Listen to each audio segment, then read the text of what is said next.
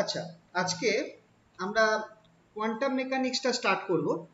Quantum মেকানিক্সটা মানে start করব না, এটা আমাদের যতটা হয়েছিল তারপর থেকে আমরা এই পার্টটা আজকে কন্টিনিউ করব।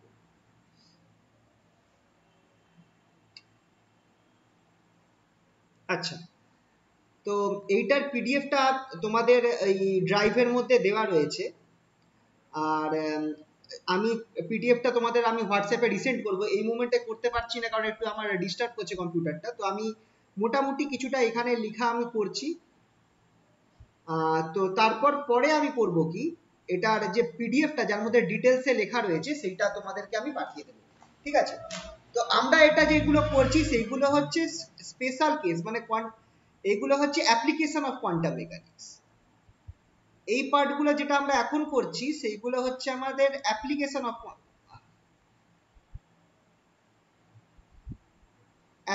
অফ কোয়ান্টাম মেকানিক্স, যেখানে আমরা করব কি কিছু কিছু স্পেশাল কেসের মধ্যে আমরা শ্রোডিঞ্জার ইকুয়েশন সলভ করে আমরা দেখব। এখানে আমাদের সবথেকে ইম্পর্টেন্টটা হচ্ছে যেটা হচ্ছে আমার infinite potential wave. Infinite potential wave এটা সবথেকে ইম্পর্টেন্ট কেস, আর এটা আমি আগের বার করিয়েছিলাম। বা ওয়ান ডাইমেনশনাল বক্স, এটা দুটো কেস আছে, একটা হচ্ছে সিমেট্রিক,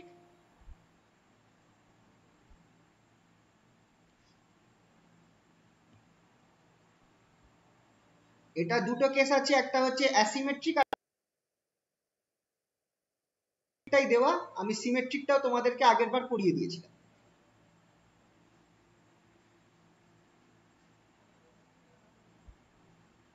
এছাড়া যে বাকি দুটো কেস আছে ইনফাইনাইট পোটেনশিয়াল ওয়েল ছাড়া, তার মধ্যে আমার রয়েছে step potential,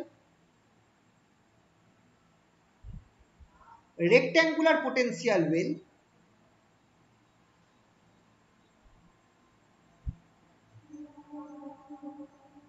sorry rectangular potential barrier, not well, rectangular potential barrier. আর আগেরটা ইনফাইনাইট পোটেনশিয়াল ওয়েল ছিল, একটা থাকবে ফাইনাইট পোটেনশিয়াল ওয়েল।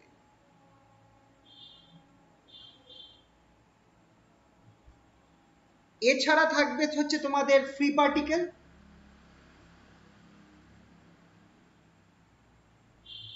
পার্টিকেল, আর হারমোনিক অসিলেটর।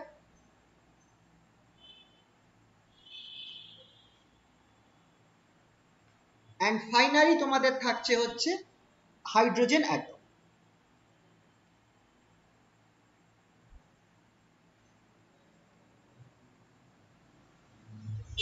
এর মধ্যে থেকে তোমাদের সব থেকে ইম্পর্টেন্টটা হচ্ছে হারমোনিক অসিলেটর, এখান থেকে প্রশ্ন ভালোই দেয়। হাইড্রোজেন অ্যাটম থেকেও একটা ছোটখাটো প্রশ্ন দেয়। আর প্রথমটা যেটা আছে, যেটা হচ্ছে ইনফাইনাইট পোটেনশিয়াল ওয়েল, এটা সব থেকে ইম্পর্টেন্ট, 1D আবার 3D দুটোই, ঠিক আছে? তো এবার আজকে আমরা করব কি, আমরা ইনফাইনাইট পোটেনশিয়াল ওয়েলটা করেছিলাম, আমরা স্টেপ পোটেনশিয়াল থেকে আজকে আমরা স্টার্ট করব, ঠিক আছে? Step potential, rectangular potential barrier, এই দুটো। তো আচ্ছা, এইগুলোর আমি তোমাদের পিডিএফ আমি পরে পাঠিয়ে দিচ্ছি। আচ্ছা, স্টেপ পোটেনশিয়ালটা এই পেজ থেকে স্টার্ট করছি, তোমরা আমার সাথে হাতে হাতে করতে পারো এটা।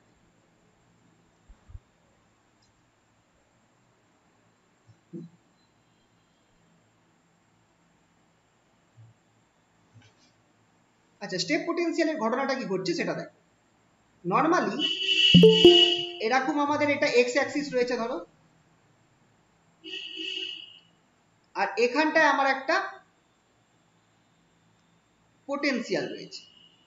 পোটেনশিয়াল বলতে আমি এখানে কি বলতে চাইছি দেখো, এই যে ধরো আমাদের এই পোটেনশিয়াল, এখানে আমি যদি ওয়াই অ্যাক্সিস ধরি, ওয়াই অ্যাক্সিস বরাবর ধরো আমাদের পোটেনশিয়াল ভি রয়েছে, V as function of X. আর এই বরাবর ধরো আমাদের এক্স অ্যাক্সিস রয়েছে, তাহলে X equals to say 0, X equals to 0 মানে এই পয়েন্টটা হচ্ছে আমাদের অরিজিন। এই এক্স ইকুয়ালস টু 0 আগে অংশটায় আমার কি আছে, পোটেনশিয়াল ভি ইকুয়ালস টু 0। আগের অংশটায় আছে ভি ইকুয়ালস টু 0, আর এই জায়গাটায় আমার পোটেনশিয়ালের একটা ভ্যালু আছে ভি ইকুয়ালস টু ভি0। এই যে লাইনটা আমি এঁকেছি এইটা হচ্ছে ভি ইকুয়ালস টু ভি0 পোটেনশিয়ালের ভ্যালু, ঠিক আছে? তাহলে এবার ধরো আমার এইখানটায় কোনো একটা পার্টিকেল আসছে, একটা পার্টিকেল, আমরা জানি যে যে কোনো একটা ইনসিডেন্ট পার্টিকেল তার একটা ওয়েভ ফাংশন থাকবে, তাহলে সেই একটা পার্টিকেল ধরো আমাদের এইদিকে ইনসিডেন্ট হচ্ছে, কি হতে পারে? ধরো পার্টিকেলটা যখন আমার এইখান থেকে ইনসিডেন্ট হলো, আমার এই পার্টটায় গেল, এই অংশটা, এখানে দেখো দুটো রিজন আছে, রিজন 1 এন্ড রিজন 2। এই সাইডটাকে আমরা ধরছি রিজন 1 আর এই সাইডটাকে আমরা ধরছি হচ্ছে রিজন 2। রিজন 1 এ আমি ধরছি যে পার্টিকেলটা যে ঢুকছে তার ওয়েভ ফাংশন হচ্ছে psi1, আর রিজন 2 তে সেই একই পার্টিকেলের ওয়েভ ফাংশনটা হচ্ছে psi2। রিজনে মানে ওয়েভ ফাংশনটা চেঞ্জ করে যাচ্ছে, আর চেঞ্জ করবেই, কারণ খেয়াল করে দেখো এখানটায় পোটেনশিয়াল আছে আর রিজন 2 তে রিজন 2 তে পোটেনশিয়াল আছে, রিজন 1 এ কিন্তু পোটেনশিয়াল 0। তাহলে এবার আমরা কি করতে পারি? আচ্ছা, তাহলে স্টেপ পোটেনশিয়ালের ম্যাথমেটিক্যাল ফর্মটা এরকম ভাবে হবে। স্টেপ পোটেনশিয়ালকে আমরা এইভাবে বুঝবো, v equals to 0 for x less than 0 and v equals to v0 for or any other potential value x greater than 0। এই যে ফাংশনটা স্টেপ পোটেনশিয়াল ফাংশনকে রিপ্রেজেন্ট করে, খেয়াল রাখবে এইটা আমার স্টেপ পোটেনশিয়াল ফাংশন। কারণ অনেক সময় পরীক্ষাতে স্টেপ পোটেনশিয়াল ফাংশন না দিয়ে তোমাকে এইটা বলে দেবে যে একটা রিজন আছে যার লেস দেন সামথিং আমার v হচ্ছে 0 আর তার থেকে গ্রেটার দেন সামথিং আমার v ইজ ইকুয়ালস টু একটা কোনো পোটেনশিয়ালের ভ্যালু থাকবে, এটা হচ্ছে স্টেপ পোটেনশিয়াল ফাংশন। তো এই যে দিয়ে দিল আমাদেরকে, এবার আমরা তাহলে করব কি? খেয়াল করে দেখো, একটা এই যে পার্টিকেলটা যেটা আমার ইনসিডেন্ট হচ্ছে, এখানটায় আমার একটা বাউন্ডারি আছে, খেয়াল করবে এখানটায় আমার একটা বাউন্ডারি রয়েছে। তো একটা বাউন্ডারিতে যখনই আমার একটা পার্টিকেল এসে পড়বে, পার্টিকেল হোক ওয়েভ হোক, তখন কি হতে পারে? পার্টিকেলটা এই বাউন্ডারিটাকে ভেদ করে এদিকে চলে যেতে পারে, তার একটা প্রবাবিলিটি আছে, আবার কিছুটা রিফ্লেক্ট করতে পারে। তো রিফ্লেক্ট হওয়ার চান্স আছে, ট্রান্সমিট হওয়ার চান্স আছে, আর কি হতে পারে? আর মানে এই দুটোই নরমালি হতে পারে, ঠিক আছে? রিফ্লেক্ট হতে পারে আর ট্রান্সমিট হতে পারে। আর এইটা হচ্ছে incident. Incident, reflect and transmit. Incident পার্টিকেলটা রিফ্লেক্ট করে যেতে পারে বা ট্রান্সমিট করে যেতে পারে। খেয়াল করবে এই রিফ্লেকশনটা একমাত্র বাউন্ডারিতেই পসিবল। তো x ইকুয়ালস টু 0 তে একটা বাউন্ডারি রয়েছে, এখানটাই আমার রিফ্লেকশন বা ট্রান্সমিশন হতে পারে। তো এবার এখানটায় আমাদের দেখো, ট্রান্সমিট যদি করে যায়, আমার রিজন 2 তে কিন্তু কোনো রিফ্লেকশন থাকবে না। মানে তুমি যদি খেয়াল করে দেখো, আমার দুটো ওয়েভ রয়েছে, কারণ আমার এখানটায় কিছুটা প্রবাবিলিটি রয়েছে পার্টিকেলটার, আর এই প্রবাবিলিটিটাই ওয়েভটাকে রিপ্রেজেন্ট করে। খেয়াল করবে পার্টিকেলটার দুটো প্রবাবিলিটি আছে। ইনসিডেন্ট পার্টিকেলটা এসে যখন বাউন্ডারিতে পড়লো, চান্স আছে যে পার্টিকেলটা ট্রান্সমিট হয়ে যাবে, আর কিছু চান্স আছে, বা তুমি ধরো এক কাজ করো, পার্টিকেল হিসেবে ভেবো না, একটা ওয়েভের কথা ভাবো। একটা লাইট ওয়েভ যখন একটা কোনো বাউন্ডারিতে কোনো সারফেসে পড়ে, কি হয়? তার কিছু পরিমাণ ট্রান্সমিট করে যায়। ধরো ট্রান্সপারেন্ট সারফেসে পড়েছে, কাঁচের ওপর পড়েছে, কিছু পরিমাণ ওয়েভটা ট্রান্সমিট হয়ে যাবে, কিছুটা রিফ্লেক্ট হয়ে যাবে। এটা হচ্ছে কার ক্ষেত্রে? ওয়েভের ক্ষেত্রে। এবার আমরা জানি যে পার্টিকেলের ক্ষেত্রে প্রত্যেক পার্টিকেলের একটা ওয়েভ আছে, ওয়েভ নেচার আছে। তাহলে সেই ওয়েভেরও সেম কেস হতে পারে, সেটা যখন একটা বাউন্ডারিতে পড়ছে, কিছুটা ট্রান্সমিট হয়ে যাবে, কিছুটা রিফ্লেক্ট হয়ে যাবে। এবার এই ওয়েভটা, পার্টিকেলের ওয়েভটা কি রিপ্রেজেন্ট করে? পার্টিকেলটাকে কোনো একটা পজিশনে পাওয়ার প্রবাবিলিটিটাকে রিপ্রেজেন্ট করে। তার মানে এই যে ইনসিডেন্ট পার্টিকেলটা ট্রান্সমিট হচ্ছে একটা যে ওয়েভটা, সেই ওয়েভটা ওই পার্টিকেলটা ট্রান্সমিট হওয়ার রিজন 2 তে চলে যাওয়ার প্রবাবিলিটিটাকে রিপ্রেজেন্ট করছে, আর রিফ্লেক্ট হয়ে যাওয়া সেটা হচ্ছে রিজন 1 এ পার্টিকেলটাকে ফিরে যাওয়ার প্রবাবিলিটিটাকে রিপ্রেজেন্ট করছে। আশা করছি এই জায়গাটা বুঝতে পেরেছো। যদি না বুঝতে পারো আরেকবার জিজ্ঞেস করবে। ইনসিডেন্ট পার্টিকেলটা যখন এই বাউন্ডারিতে ধাক্কা খেলো, একটা ওয়েভ ট্রান্সমিট হচ্ছে, তার মানে কিছুটা প্রবাবিলিটি আছে যে পার্টিকেলটা আমার রিজন 1 থেকে রিজন 2 তে ঢুকে যাবে। সেইটা আমার এই ওয়েভ ফাংশন যে পরিমাণ ট্রান্সমিট হচ্ছে সেইটা রিপ্রেজেন্ট করছে। আর কিছুটা প্রবাবিলিটি আছে যে পার্টিকেলটা হয়তো ধাক্কা খেয়ে রিফ্লেক্ট করে গেল, সেটা হচ্ছে আমার এই বাকি এই ওয়েভটা রিপ্রেজেন্ট করবে। দুটোই কিন্তু প্রবাবিলিটির ব্যাপার এখানটায়। তো এখানটায় কি ঘটবে সেটা দেখার জন্য আমরা করছি কি, আমরা শ্রোডিঞ্জার ইকুয়েশন এখানে সলভ করব। রিজন 1 এ আগে শ্রোডিঞ্জার ইকুয়েশন আমরা সলভ করে দেখি। রিজন 1 এ গেলাম, শ্রোডিঞ্জার ইকুয়েশন আমাদের কি জানি আমরা? -h²/2m। এটা ওয়ান ডাইমেনশন, তাহলে d2 psi1 dx2 equals to, আর এখানটায় আচ্ছা তার সাথে আমরা যদি পোটেনশিয়াল টার্মটাকে ধরি, তাহলে plus v psi1 equals to e psi1। E হচ্ছে energy of the particle, energy of incident particle. যে পার্টিকেলটা ইনসিডেন্ট হয়েছে তার এনার্জি আমরা ধরে নিচ্ছি E। আচ্ছা, রিজন 1 এ কি আছে? অ্যাট রিজন 1 পোটেনশিয়াল কত? v equals to 0। তাহলে আমার শ্রোডিঞ্জার ইকুয়েশন কি হয়ে যাচ্ছে? তাহলে শ্রোডিঞ্জার ইকুয়েশন হয়ে যাচ্ছে -h²/2m d2 psi 1 dx2 equals to e psi 1।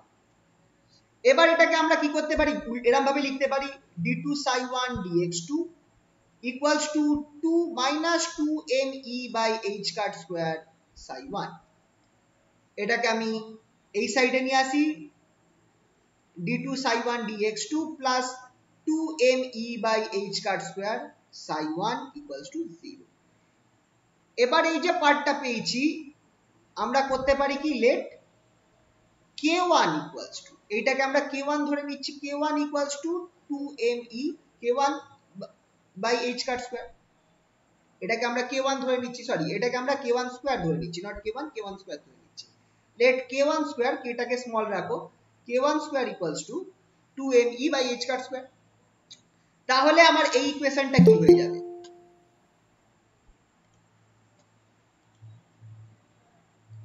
তাহলে আমার এই ইকুয়েশনটা কি হয়ে যাবে,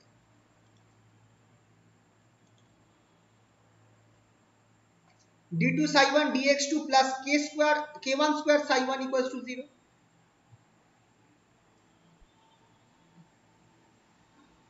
পরের পেজে গেলাম, হ্যাঁ যদি কারোর বাকি থাকে বলবে। এটার পিডিএফটা তোমাদের পরে পাঠিয়ে দেব। তাহলে আমার থাকছে d2 psi 1 dx2 plus k1 square psi 1 equals to 0। এটা একটা সেকেন্ড অর্ডার ডিফারেন্সিয়াল ইকুয়েশন। এটার সলিউশন কি হবে, এই ইকুয়েশন, আচ্ছা খেয়াল করে দেখো সিমিলার টাইপের আমরা একটা পেয়েছিলাম, এইরকমই একটা কিছু আমরা পেয়েছিলাম কোথায় বলতো, আমরা যখন ইনফাইনাইট স্কয়ার ওয়েভ পেয়েছিলাম তখন এরকম একটা জিনিস পেয়েছিলাম, আমরা ধরেছিলাম psi equals to a cos kx plus b sin kx, এটা ধরেছিলাম। কিন্তু যখন আমরা স্টেপ পোটেনশিয়াল করব তখন আমরা এই ফর্মটা ধরবো না, আমরা এর আরেকটা ফর্ম ধরবো e টু দি পাওয়ার দিয়ে। তাহলে আমরা এখানটায় ধরবো e I k1x plus b e to the power minus I k1, এইটা আমরা ধরবো। এই দুজনে কিন্তু সেম, কারণ এটাকেই আমরা ব্রেক করে এই ফরম্যাটে লিখতে পারি। তো খেয়াল রাখবে যে যখন আমরা পোটেনশিয়াল ইনফাইনাইট পোটেনশিয়াল করবো তখন এই ফর্মটা থাকবে, আর যখন স্টেপ পোটেনশিয়াল করবো আর বা অন্যান্য যে কোনো ক্ষেত্রে আমরা এই ফর্মটা ইউজ করবো, এটা আমাদের জেনারেল ফর্ম। এবার নেক্সট আমরা ইকুয়েশন 2 তে চলে যাচ্ছি। আচ্ছা এটাকে আমরা নাম দিয়ে দিলাম সেই ইকুয়েশন 1। এবার আমরা রিজন 2 তে চলে যাচ্ছি, চলো রিজন 2 তে কি হচ্ছে দেখো, আমার রিজন 2 তে আমার শ্রোডিঞ্জার ইকুয়েশন মাইনাস h কার square by 2m d2 psi 2, যেহেতু আমি বলে দিয়েছি যে রিজন 2 তে আমার যে ওয়েভ ফাংশনটা ছিল সেটা ছিল psi 2, তাহলে এখানে আমি psi 2 ধরেছি, আর এখানটায় পোটেনশিয়ালও আছে v0। তাহলে মাইনাস h কার square by 2m d2 psi 2 dx2 plus v0 psi 2 equals to e psi 2। এটাকে আমরা এইভাবে লিখতে পারি which is equals to minus h কার square by 2m d2 psi 2 dx2 equals to e minus v0 into psi 2 or d2 psi 2 dx2 equals to minus 2m by h car square e minus v0 psi 2 or d2 psi 2 dx2 plus 2m by h car square e0 minus v0 psi 2 equals to 0। এইটা আমরা এই অবধি আমরা second রিজনের Schrodinger ইকুয়েশনটা পেলাম। এবার এখানটায় আমরা দুটো কেস নিতে পারি। একটা কেস যেখানটায় আমার যে ইনসিডেন্ট পার্টিকেলটা রয়েছে, যে ইনসিডেন্ট পার্টিকেলটা আমার ঢুকছে রিজন 2 তে, তার এনার্জি এই যে পোটেনশিয়াল v0 তার থেকে বেশি, এটা একটা কেস হতে পারে।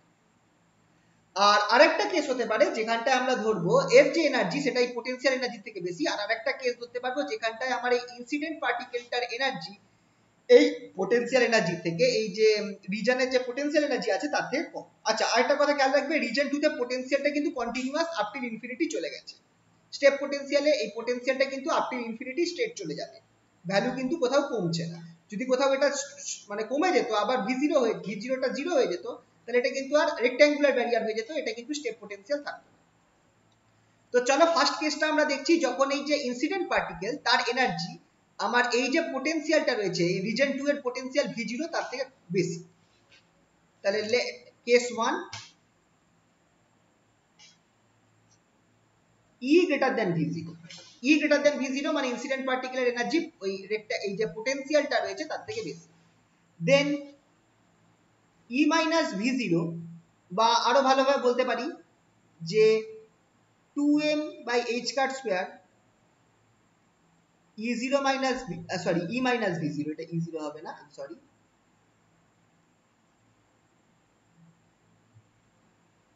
E মাইনাস V0 এটাকে আমরা ধরছি k2 স্কয়ার, আগেরটাকে k1 ধরেছিলাম, তাহলে চলো এটাকে সেকেন্ড টার্ম, এটাকে আমরা ধরছি k2 স্কয়ার। এইটা পজিটিভ কোয়ান্টিটি না নেগেটিভ কোয়ান্টিটি, কি হবে? Is a positive quantity. এটা পজিটিভ কোয়ান্টিটি যদি হয় দেন k2 ইজ রিয়েল। খেয়াল করে দেখো k2 স্কয়ার যদি পজিটিভ কোয়ান্টিটি হয় তাহলে আমরা বলতে হবে যে k2 যেটা সেটা একটা রিয়েল কোয়ান্টিটি। যদি k2 স্কয়ার যদি নেগেটিভ কোয়ান্টিটি হয় তাহলে অবভিয়াসলি k2 হচ্ছে √1 এর মতো চলে আসে, ইমাজিনারি কোয়ান্টিটি হয়ে যাবে বা কমপ্লেক্স হয়ে যাবে। তো এখানটায় k2 ইজ রিয়েল, ঠিক আছে, এটা আমরা দেখে নিলাম।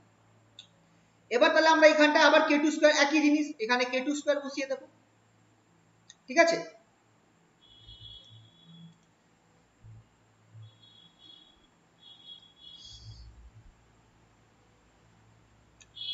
আচ্ছা পরের পেজে যাচ্ছি, যদি কারোর কিছু বাকি থাকে বলো, হ্যাঁ। তাহলে রিজন 2 তে আমার ইকুয়েশনটা কি দাঁড়ালো? d2 psi2 dx2 plus k2 square psi2 equals to 0। এটা হলো আমার রিজন 2 এর ইকুয়েশন। এইটার সলিউশন কি হবে? psi2 ইকুয়ালস টু, আগেরটায় আমি a আর b ধরেছিলাম, এখানটায় আমি c আর d ধরবো, সেম জিনিস, c e to the power I k2x plus d e to the power minus I k2x, ঠিক আছে, psi1 psi2 বেরিয়ে গেল। এটাকে আমি নাম দিচ্ছি ইকুয়েশন 2, আগেরটা 1 ছিল, এটা ইকুয়েশন। এবার for the wave function to be well behaved,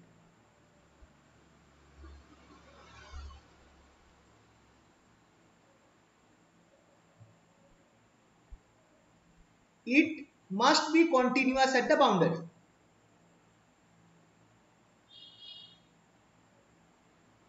It must be continuous at the boundary as well as its derivative, ঠিক আছে। ফাংশনটাকে কি হতে হবে এটা আমরা বলেছিলাম। এবার বাউন্ডারি কোনটা, বাউন্ডারি কোথায় আছে বলো তো, চলো একবার পিকচারটায় যাই। বাউন্ডারিটা আছে আমার এই পিকচারটায়, দেখো x ইকুয়ালস টু 0 তে বাউন্ডারি আছে, ঠিক আছে। তাহলে x ইকুয়ালস টু 0 হচ্ছে boundary.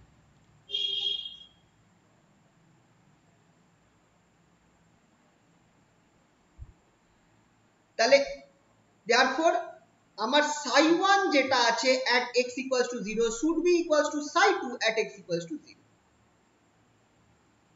psi1 at x equals to 0 should be equals to psi2 at x equals to 0, and কি হতে হবে d psi1 dx এর ডেরিভেটিভটা at x equals to 0 should be equal to d psi2 dx at x equals to 0।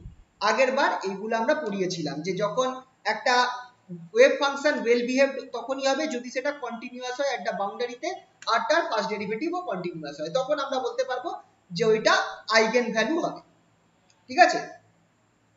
তো সেইটার হিসাবে আমাকে এই জিনিসটা দেখাতে হবে psi1 and psi2 should be equal at x equals to 0 and the derivative of psi1 and derivative of psi2 should be equal at x equals to 0। এবার আমরা এই দুটো কন্ডিশনকে, এটা হয়ে গেল বাউন্ডারি কন্ডিশন, এই দুটো বাউন্ডারি কন্ডিশনকে আমরা ইকুয়েশন 1 আর ইকুয়েশন 2 তে বসাবো। আচ্ছা ফার্স্ট বাউন্ডারি কন্ডিশন,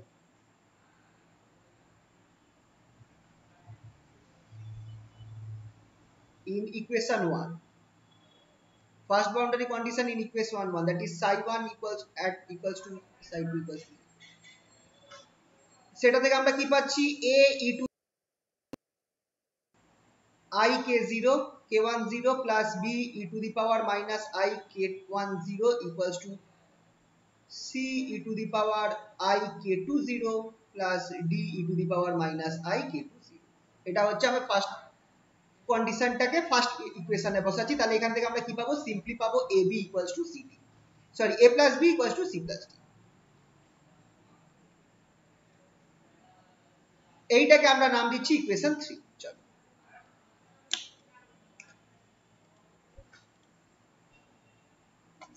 psi1 ছিল এইটা এখানে x ছিল x এর জায়গায় 0 বসিয়ে দিয়েছি তাহলে আমরা এই জিনিসটা পাবো ab a plus b equals to c plus d next কি করব ডেরিভেটিভটা applying second boundary condition in equation 1 and আচ্ছা equation 1 and 2 equation 1 and 2 দুটোতেই ইয়ে করেছি equation 1 and 2 তে আমি ফার্স্ট বাউন্ডারি কন্ডিশন বা একটু ভুল করলাম এটা উল্টো বলা উচিত এটা আমি অ্যাপ্লাই করছি equation 1 and 2 in first boundary condition বা putting equation 1 and 2 in first boundary condition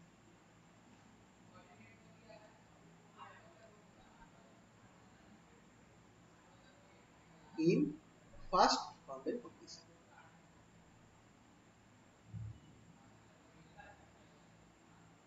ঠিক আছে সেটা আমরা এখানে অ্যাপ্লাই করছি এবার একই রকম ভাবে সেকেন্ড বাউন্ডারি কন্ডিশন হচ্ছে এইটা ডেরিভেটিভটা d21 dx d psi 1 dx at x equals to 0 equals to d psi 2 dx at x equals to 0 এটা সেকেন্ড বাউন্ডারি কন্ডিশন এখানটা ইকুয়েশন 1 আর 2 বসাবো বসিয়ে দেখো কি হচ্ছে পরের পেজে গেলাম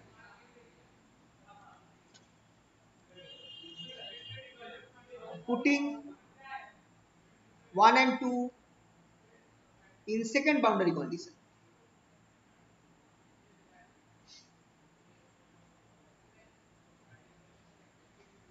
চলো বসিয়ে দেখা যাক কি হয় আচ্ছা আগে আমি লিখে দিই d psi 1 dx at x equals to 0 equals to d psi 2 dx at x equals to 0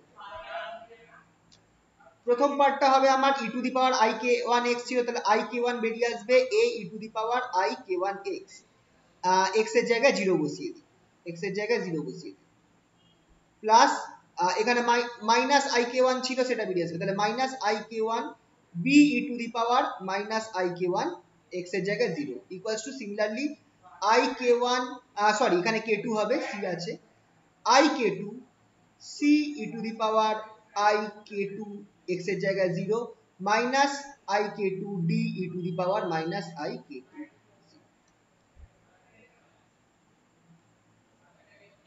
এখান থেকে আমরা তাহলে কি পাচ্ছি এখান থেকে আমরা পেয়ে যাচ্ছি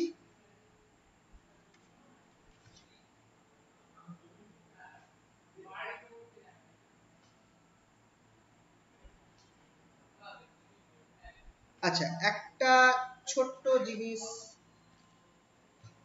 মিস করে গেছি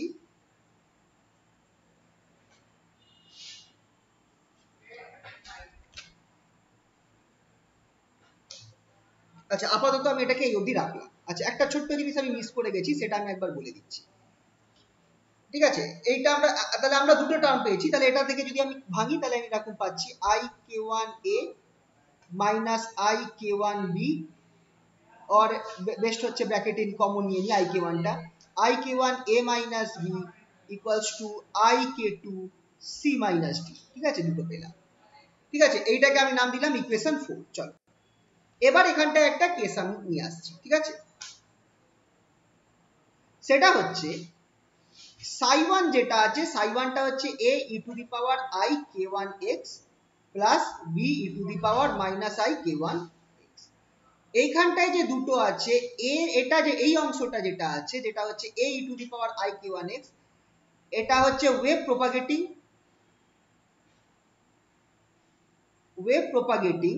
in positive x direction in positive x direction আর এইটা যেটা আছে এটা কি রিপ্রেজেন্ট করছে এটা হচ্ছে wave propagating in the negative x direction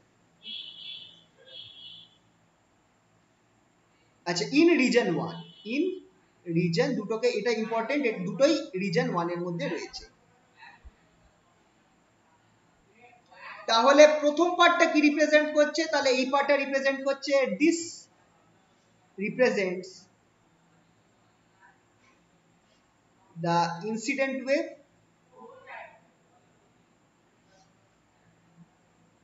and this represents the reflected wave.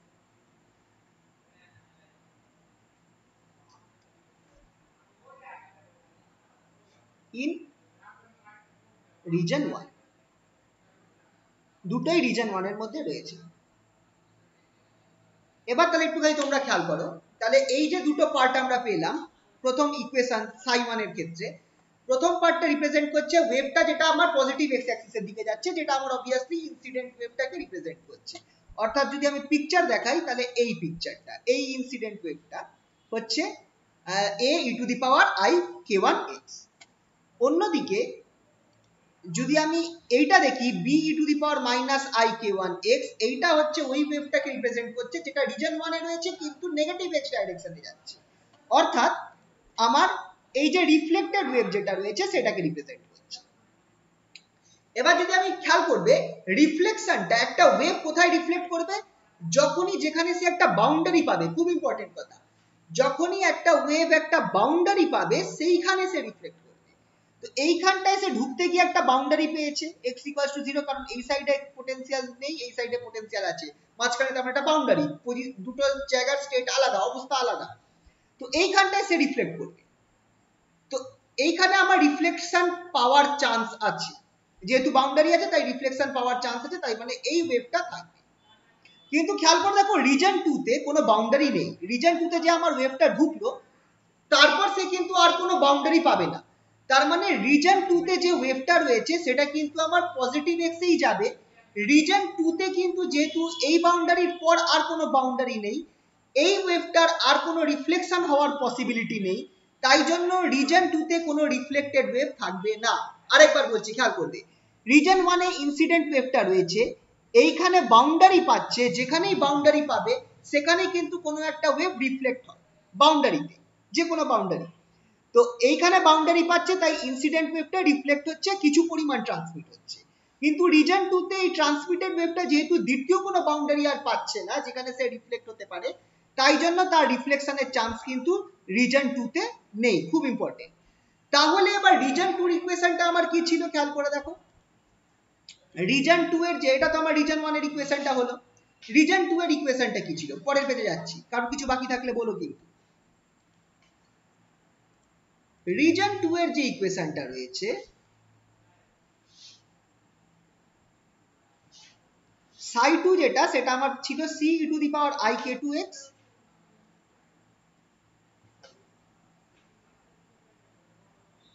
Plus d e to the power minus I k2x। Same জিনিস, এই অংশটা কি রিপ্রেজেন্ট করছে, wave travelling in positive x Axis, x direction, in positive x direction in reason 1। আর এইটা কি represent করছে, wave travelling in negative x direction in reason 2, sorry reason 2, I am sorry, reason 2। আর এইটা represent করছে wave travelling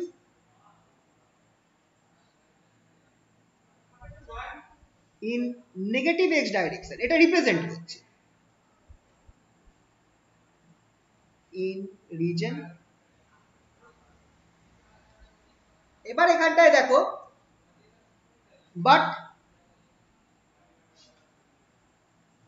as there is no wave, no reflected wave,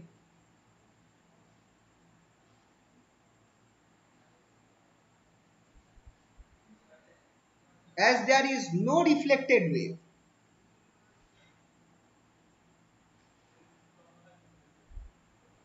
traveling in direction in region 2, hence we must have psi 2 equals to c e to the power I k2x. Thus d equals to 0. এই ব্যাপারটা একটুখানি খেয়াল করে দেখো, এইটা হচ্ছে আমার psi 2 এর ওয়েভ ফাংশনটা, টোটাল ওয়েভ ফাংশনটা, যেখানটা একটা পার্ট পজিটিভ এক্স ওয়েভটাকে রিপ্রেজেন্ট করছে আর অন্যটা নেগেটিভ এক্স ডাইরেকশনে ওয়েভটাকে রিপ্রেজেন্ট করছে। কিন্তু আমি এটা আগেই বলেছি এই পিকচারের মধ্যে যে দেখো, যেহেতু আমার এখানে কোনো বাউন্ডারি নেই, এই x ইকুয়ালস টু 0 এর পর আর কোনো বাউন্ডারি নেই, তাহলে যে ওয়েভটা আমার ট্রান্সমিট করে যাচ্ছে সে কিন্তু দ্বিতীয়বার রিফ্লেক্ট হওয়ার তার কোনো চান্স নেই। তো রিজন 2 তে আমি কোনো রিফ্লেক্টেড ওয়েভ পাবো না বা কোনো এমন ওয়েভ পাবো না যে ওয়েভটা আমার নেগেটিভ এক্স ডাইরেকশনে যাচ্ছে। তার ফলে আমার হতে পারে কি যে এই রিজন 2 তে আমার একমাত্র পসিবল ওয়েভ ফাংশনটা হচ্ছে এইটা, মানে শুধু c e টু দি পাওয়ার, মানে শুধু আমার পজিটিভ এক্স ডাইরেকশনে যাচ্ছে সেটাই থাকবে। তো সেটা কখন হতে পারে? সেটা হতে পারে যদি আমি এই পার্টটা d টাকে 0, কোফিসিয়েন্টটাকে 0 করে দিই, তাহলে খেয়াল করে দেখো এই পার্টটা আউট হয়ে গেল। তার মানে আমি এখান থেকে বলতে পারছি কি যে d যে সেইটা 0। তাহলে d যদি কোফিসিয়েন্ট 0 হয় তাহলে আমি কি লিখতে পারি? d যদি 0 হয় তাহলে এবার দেখো আমার যে ইকুয়েশন 3 ছিল, ইকুয়েশন 3 থেকে আমরা লিখতে পাচ্ছি দাস ফ্রম ইকুয়েশন 3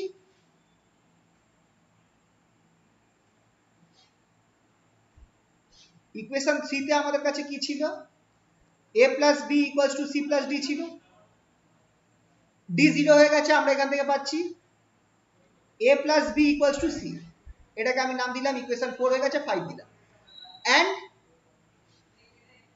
from 4 আমাদের কাছে ছিল I k1a minus b equals to I k2 c minus d, এখানেও d equals to 0 বসিয়ে দাও, তাহলে আমার কাছে কি পড়ে থাকবে? which implies a minus b equals to I টা কেটে গেল k2 by k1 c, এটা হয়ে গেল আমার ইকুয়েশন 6। ঠিক আছে, তাহলে এই দুটো ইকুয়েশন আমরা পেলাম। আচ্ছা, তাহলে এই দুটো ইকুয়েশন আমরা পেলাম।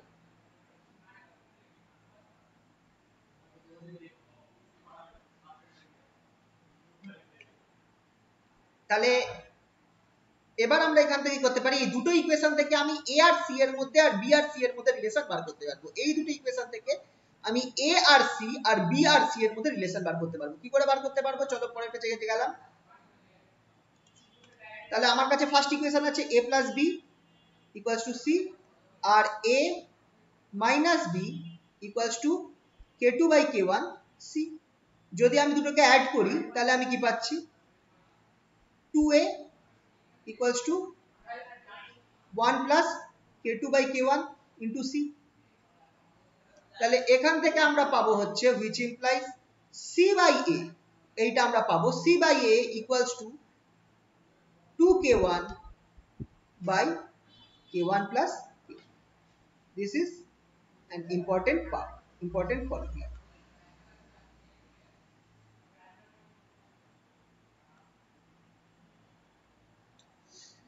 c by a equals to আমরা কি পেয়ে গেলাম? 2k1 by k2, আর এইটাকে যদি আমি মাইনাস করতাম and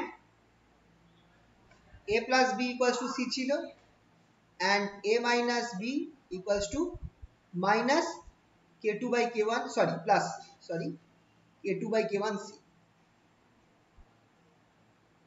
দুটোকে যদি আমি মাইনাস করি তাহলে আমি কি পাবো এখানে? তাহলে আমি এখানে পাবো 2b equals to 1 plus k2 by k1 c।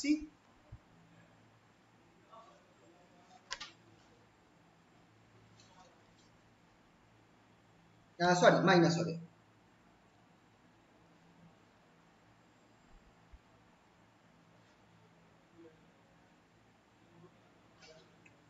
এখান থেকে আমরা তাহলে কি পাচ্ছি?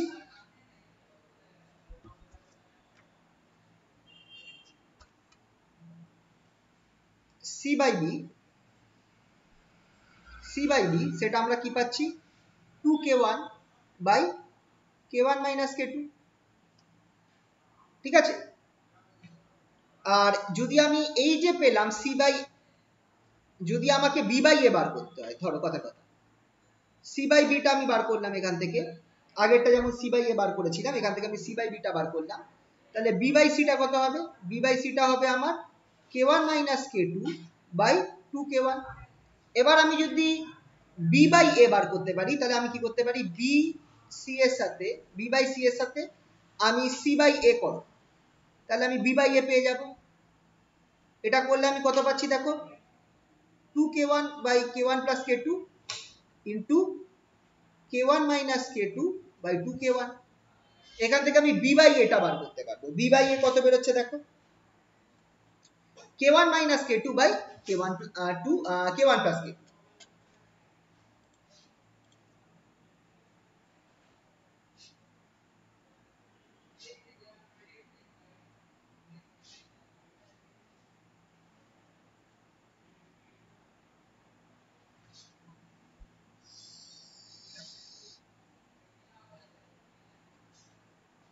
পরে পেজে গেলাম। হ্যাঁ, তাহলে বি বাই এ আমরা পাচ্ছি, খুব important, k1 minus k2 by k1 plus k।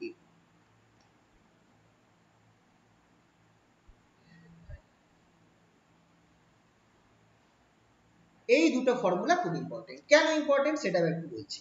আচ্ছা, অনেকক্ষণ জিজ্ঞেস করা হয়নি, কানেকশন আছে তো? একটু আওয়াজ দিও। হ্যাঁ স্যার। আচ্ছা, এবার কেন দুটো ইম্পর্টেন্ট, সবার আগে আমরা কি জানতে চাইছি সেটা একটুখানি এখানটায় ডিটেলসে বলি। আমরা জানতে চাইছি এই যে আমার যে পার্টিকেলটা রয়েছে তার কতটা চান্স আছে তার ট্রান্সমিট করে যাওয়ার, আর তার কতটা চান্স আছে তার রিফ্লেক্ট করে যাওয়ার।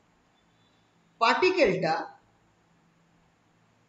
দেখো, যদি ওয়েভ হতো, শুধু ওয়েভ হতো, যদি শুধু ওয়েভ হতো তাহলে তার কিছুটা রিফ্লেক্ট করতো, কিছুটা ট্রান্সমিট করতো। যদি শুধু ওয়েভ হতো তাহলে কিছুটা রিফ্লেক্ট করতো, কিছুটা ট্রান্সমিট করতো। কিন্তু এটা তো একটা পার্টিকেল, পার্টিকেল তো দুটো একসাথে করতে পারবে না। খেয়াল করবে, শুধু ওয়েভ, যদি একটা লাইট ফেলো, তুমি একটা কাঁচের ওপর লাইট ফেলো, ধরো এখানে একটা কাঁচের স্ল্যাব রয়েছে, তার উপর লাইট ফেলে কিছুটা লাইট চলে যাবে, ট্রান্সমিট করে যাবে, কিছুটা লাইট রিফ্লেক্ট করে যাবে। কিন্তু পার্টিকেল, তুমি যদি একটা সোলার বলকে কাঁচের উপর ফেলো বা, তাহলে কি হবে, সে রিফ্লেক্ট করে যাবে। আর যদি একটা খুব ভারী একটা কিছু, মানে কি বলবো, খুব মানে একটা ভারী একটা লোহার বলকে খুব গায়ের জন্য যদি তুমি ফেলো, তাহলে সেটা হয়তো কাঁচ ভেদ করে কিছুটা ভেতরে চলে যাবে, রিফ্লেক্ট করবে না, ট্রান্সমিট করে যাবে কিছুটা।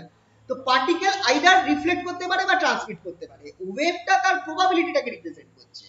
ওয়েভটা রিপ্রেজেন্ট করছে তার কতটা প্রবাবিলিটি আছে সে রিফ্লেক্ট করবে, আর তার কতটা প্রবাবিলিটি আছে সে ট্রান্সমিট করবে, সেইটা রিপ্রেজেন্ট করছে। তো সেইটা দেখার জন্য আমরা এখানটায় করছি কি, আমাদের বার করতে হবে প্রবাবিলিটি, যে পার্টিকেলটার কতটা প্রবাবিলিটি আছে সে ট্রান্সমিট করার, আর কতটা প্রবাবিলিটি আছে রিফ্লেক্ট করার। তাহলে probability of reflection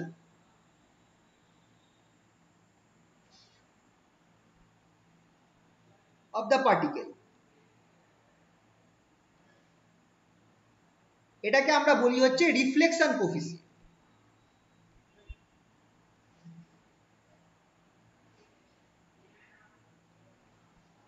reflection coefficient এটাকে আর দিয়ে রিপ্রেজেন্ট করা। এইটার ফর্মুলা হচ্ছে J R by J T, J I, J R by J I. আচ্ছা, এটা ছোট হাতের করে দিই, J R by J I বা জে ই। জে আরটা কি, জে আরটা হচ্ছে, যেটা কি রিপ্রেজেন্ট করে, প্রবাবিলিটি কারেন্ট ডেন্সিটি রিপ্রেজেন্ট করে, প্রবাবিলিটি কারেন্ট ডেন্সিটি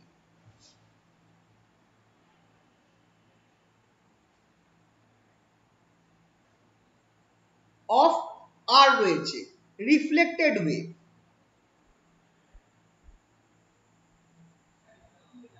আর নিচেরটা যেটা আছে সেটা হচ্ছে প্রবাবিলিটি কারেন্ট ডেন্সিটি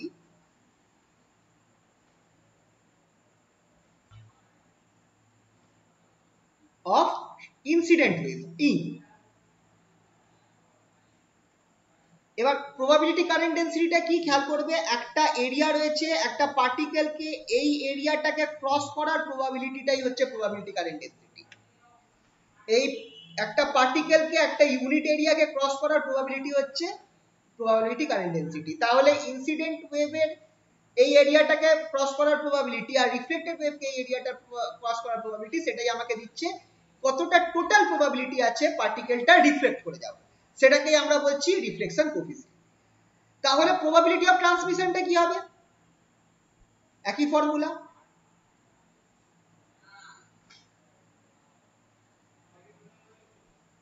যেটা হচ্ছে transmission coefficient.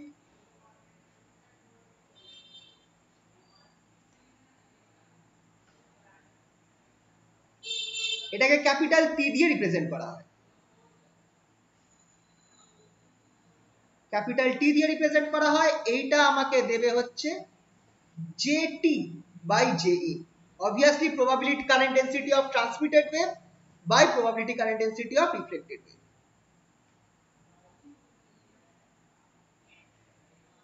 probability current density of transmitted wave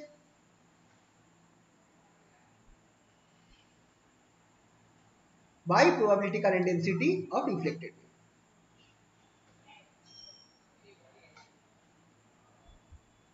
Sorry, incident, I'm sorry, incident।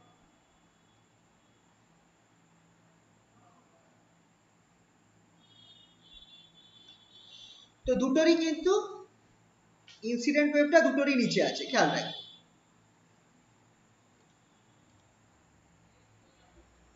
J R by J in R J in by J.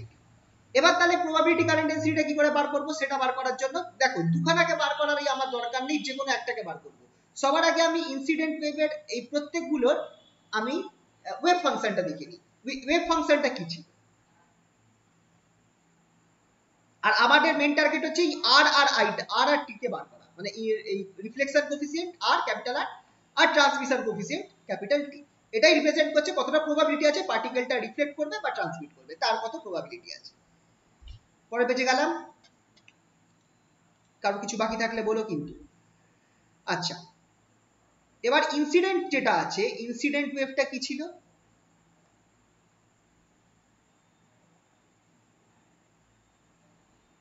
Incident ওয়েভটা ছিল সাই in, সেটা ছিল আমার এইটা a e to the power I k1 x। Reflected ওয়েভটা কি ছিল, সাই আর, এটাকে আমি দিচ্ছি b e to the power minus I k1 x। আর ট্রান্সমিটেড ওয়েভটা কি ছিল,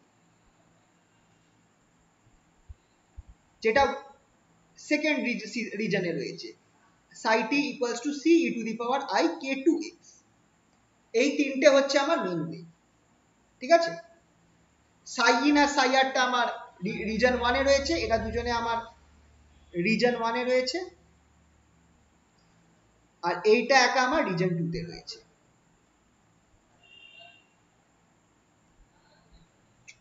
তাহলে এবার আমাকে দেখতে হবে,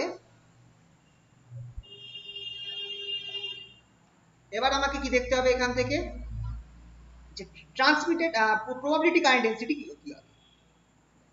তো একটারই বার করছি, বাকিগুলো তোমরা সিমিলারলি লিখে দিতে পারবে। Probability current density of incident wave,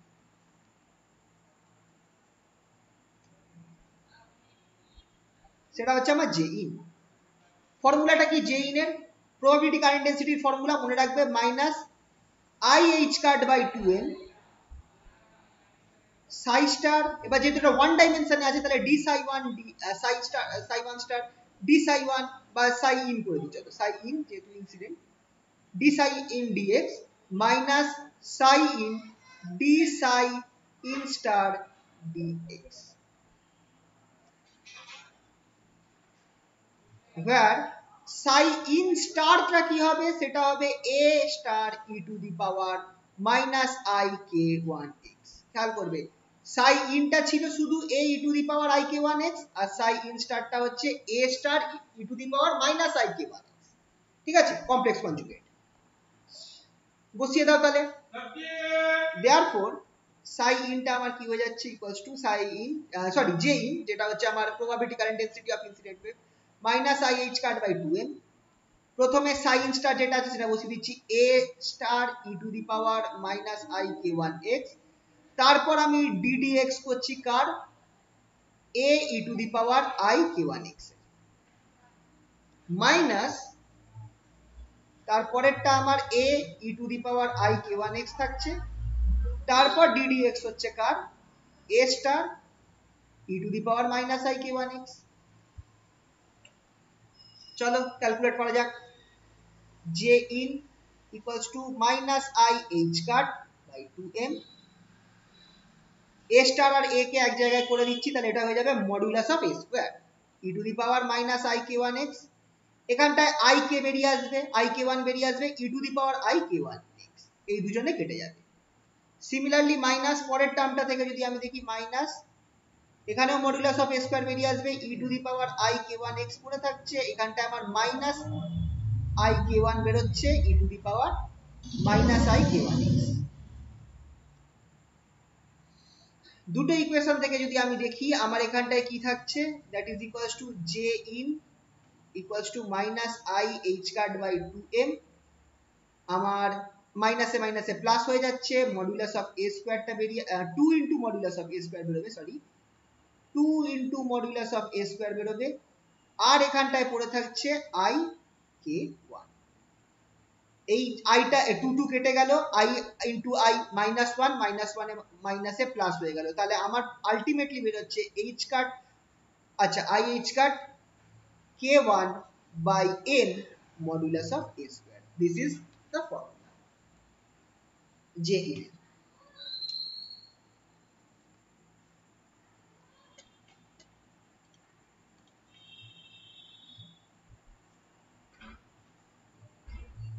তাহলে আমরা একটা বার করলাম, খেয়াল করে দেখো আমাদের যে ফর্মুলা গুলো ছিল না সেগুলো একই টাইপের, কে ওয়ান কে টু, শুধু মাইনাস প্লাসের ব্যাপার আছে, তো এদের যে প্রবাবিলিটি কারেন্ট ডেন্সিটি যেটা আছে সেটাও আমার সেম টাইপের বেরোবে।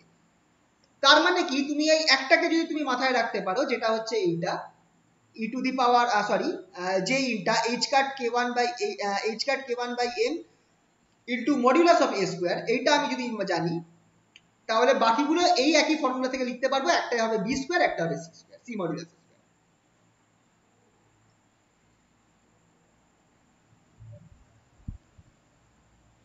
পরের পেজে গেলাম। হ্যাঁ,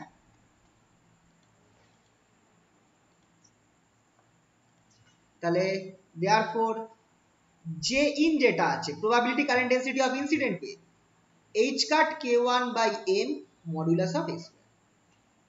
যে সিমিলারলি আমি রিফ্লেক্টেড আর ট্রান্সমিটেড ওয়েভেরও বার করতে পারবো, সিমিলারলি উই গেট যে আর যেটা reflected wave h cut k ওয়ানই হবে by M modulus of B square হয়ে যাবে, কারণ রিফ্লেক্টেড ওয়েভের যে অ্যাম্পলিটিউড সেটা হচ্ছে বি, আর ট্রান্সমিটেড ওয়েভটা রিজন 2 তে রয়েছে, আর রিজন 2 তে আমার কে এর ভ্যালুটা কে টু, তাহলে আমার এখানটা হয়ে যাবে কে টু হয়ে যাবে বাই এম, এখানটায় মডুলাস অফ সি স্কোয়ার। ঠিক আছে, তো এই জায়গাটা খেয়াল রাখতে হবে। ট্রান্সমিটেড ওয়েভের ক্ষেত্রে কে টু হয়ে যাবে, কারণ এটা রিজন 2 তে রয়েছে, রিজন 2 তে আমার কে ওয়ান নেই, কে টু আছে, আর ট্রান্সমিটেড ওয়েভের মডিউল সরি অ্যাম্পলিটিউডটা হচ্ছে সি, তাই জন্য আমার এখানে সি মডুলাস স্কোয়ার। তাহলে এবার দেখো বাই ডেফিনেশন আমরা কি বলেছিলাম, রিফ্লেকশন কোফিসিয়েন্ট কি,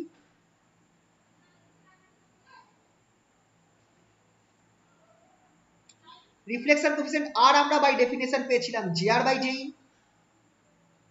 জে আর মানে কত, এইচ কাট কে ওয়ান সরি হ্যাঁ H cut K one by M modulus of B square, আর জে ইনটা কত, H cut K one by M modulus of A square sorry.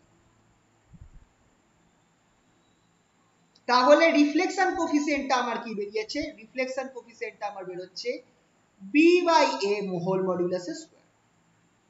B by এ আমার কত বেরিয়েছিল, বি বাই এ খেয়াল করে দেখো আমার বেরিয়েছিল k one minus k two by k one plus k two, তাহলে আমার এখানটা বেরোচ্ছে k one minus k two whole square by k one plus k two whole square, এটা বেরোলো আমার রিফ্লেকশন কোফিসিয়েন্ট।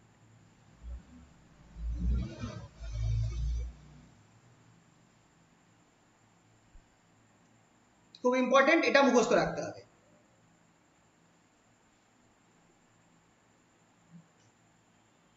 এটা অঙ্কতে এই ফর্মুলাটা কাজে লাগতে পারে, রিফ্লেকশন কোফিসিয়েন্টের এই ফর্মুলাটা কে ওয়ান আর কে টু মাথায় রাখবে।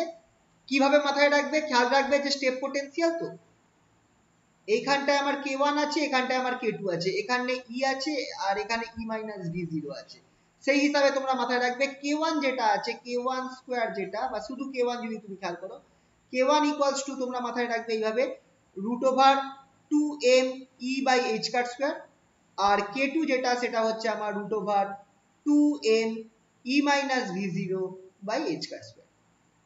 মাথায় রাখবে।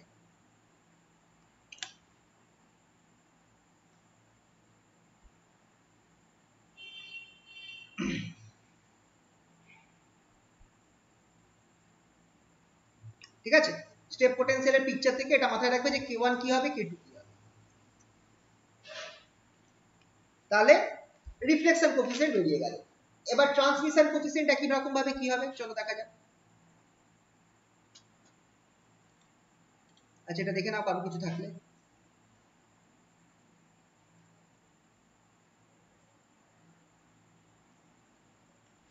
চলো ট্রান্সমিশন কোএফিসিয়েন্টটা দেখা যাক, পরের পেজে গেলাম।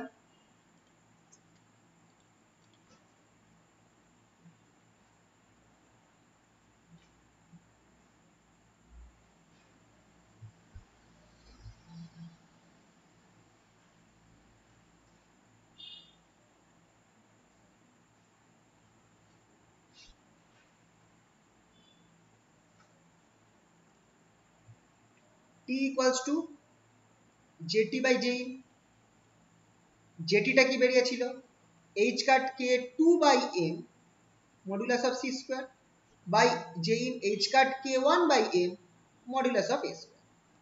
বসিয়ে দাও, h কাট বাই m কেটে যাবে, তাহলে আমার t বেরোচ্ছে হচ্ছে k2 by k1 c by a whole modulus square. k2 by k1 c by a টা আমার কি ছিল খেয়াল করে দেখো, 2k1 by k1 plus k2 ছিল, এই জিনিসটার হোল স্কয়ার। তাহলে আলটিমেটলি মেরে কেটে আমার t কি বেরোবে 4k1 k2 by k1 plus k2 whole square. হ্যাঁ, এটা হচ্ছে আমার ট্রান্সমিশন কোএফিসিয়েন্ট।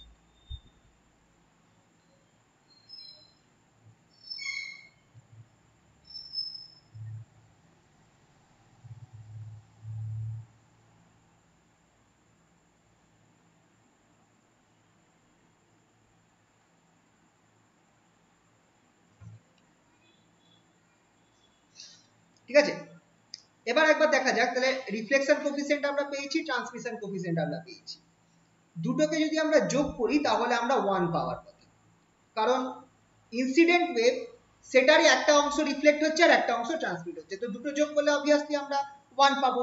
বা রিফ্লেকশন হওয়ার যে টোটাল প্রবাবিলিটি, খেয়াল করবে প্রবাবিলিটি টোটাল প্রবাবিলিটি কিন্তু 1 হয়। তো কোনো কিছু রিফ্লেকশন হওয়ার যদি প্রবাবিলিটি, দুটো ঘটনা ঘটতে পারে পার্টিকেলটার সাথে, আইদার সে রিফ্লেক্ট করে যাবে বা ট্রান্সমিট করবে, তো কিন্তু দুটোর কম্বাইন্ড প্রবাবিলিটি কিন্তু 1 হবে, মানে কিছু না কিছু একটা ঘটবেই। তো রিফ্লেকশন কোএফিসিয়েন্ট আর ট্রান্সমিশন কোএফিসিয়েন্ট দুটোকে যদি আমি যোগ করি আমার 1 পাওয়ার কথা। তো চেক করা যাক।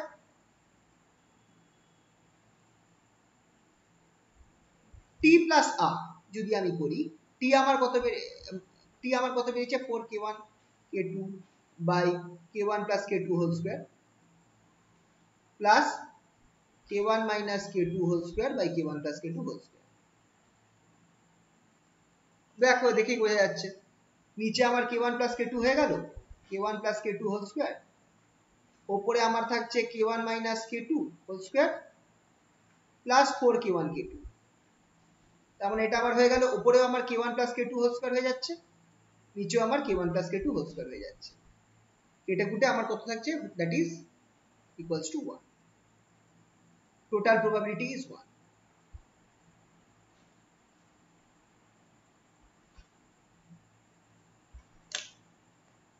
তাহলে রিফ্লেকশন কোএফিসিয়েন্ট আর ট্রান্সমিশন কোএফিসিয়েন্ট দুটো যোগ করলে প্রবাবিলিটি আমার 1 আসবে, সেটা আমরা এখানে দেখিয়ে দিলাম। এবার প্রশ্নটা হচ্ছে যে এখান থেকে আমরা তাহলে কি নির্ণয় করতে পারছি সেটা একবার দেখা যাক। প্রথমত রিফ্লেকশন আর ট্রান্সমিশন দুটোর আলাদা আলাদা প্রবাবিলিটি পেয়েছি, এটাও দেখলাম যে দুটো যোগ করলে টোটাল প্রবাবিলিটি আমার 1 হচ্ছে। ঠিক আছে, আচ্ছা এই ফর্মুলাটাও কিন্তু আমার কাজে লাগবে অঙ্ক করতে।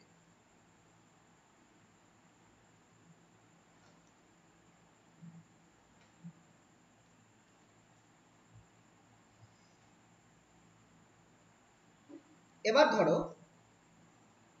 এখান থেকে ধরো একটা প্রশ্ন আমি তোমাদের দিচ্ছি, আচ্ছা এখান থেকে আর কি আমরা জানতে পাচ্ছি, কি আইডিয়া পাচ্ছি, আর এই পিকচারটা আলটিমেটলি কিরম হবে সেটা যদি আমাদেরকে আঁকতে হবে, যে আমরা যে পেলাম সেটা কিরম দেখাতে পারবো কিভাবে। তো খেয়াল করে দেখো এখান থেকে কিছু তথ্য পাওয়া যাচ্ছে, পরের পেজে যাচ্ছি। হ্যাঁ, K1 টা আমার কত বেরিয়েছে,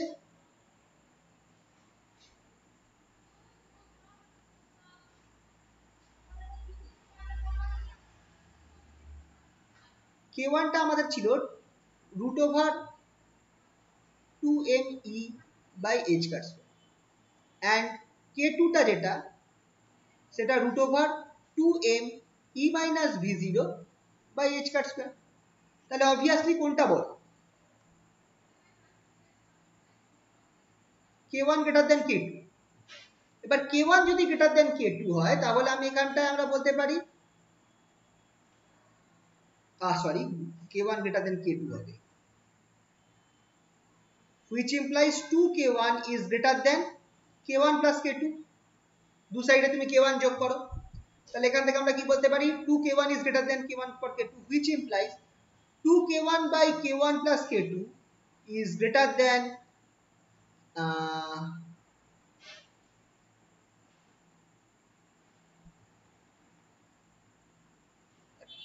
is greater than 1। এবার what is 2K1 by K1 plus K2, খেয়াল করে দেখো C by A, modulus of C by A সেইটা ছিল আমার 1, that is modulus of C by A equals to 1, which implies mod C is greater than mod A।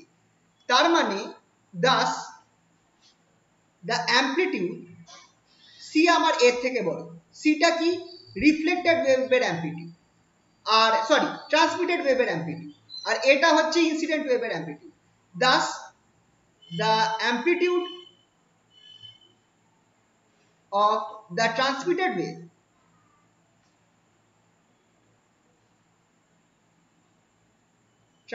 wave যে amplitude, that is C, is greater than the amplitude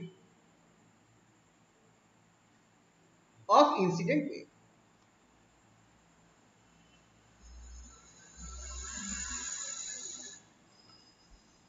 Also, as K1 greater than K2, the energy of incident wave is greater than the transmitted wave।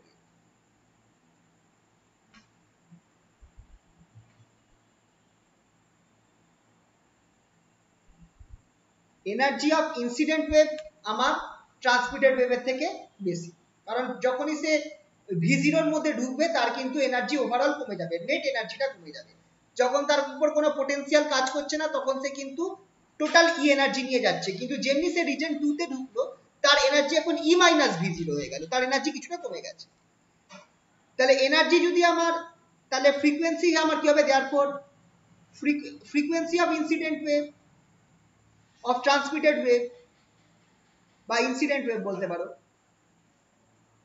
আগে incident বলি, is greater than transmitted wave।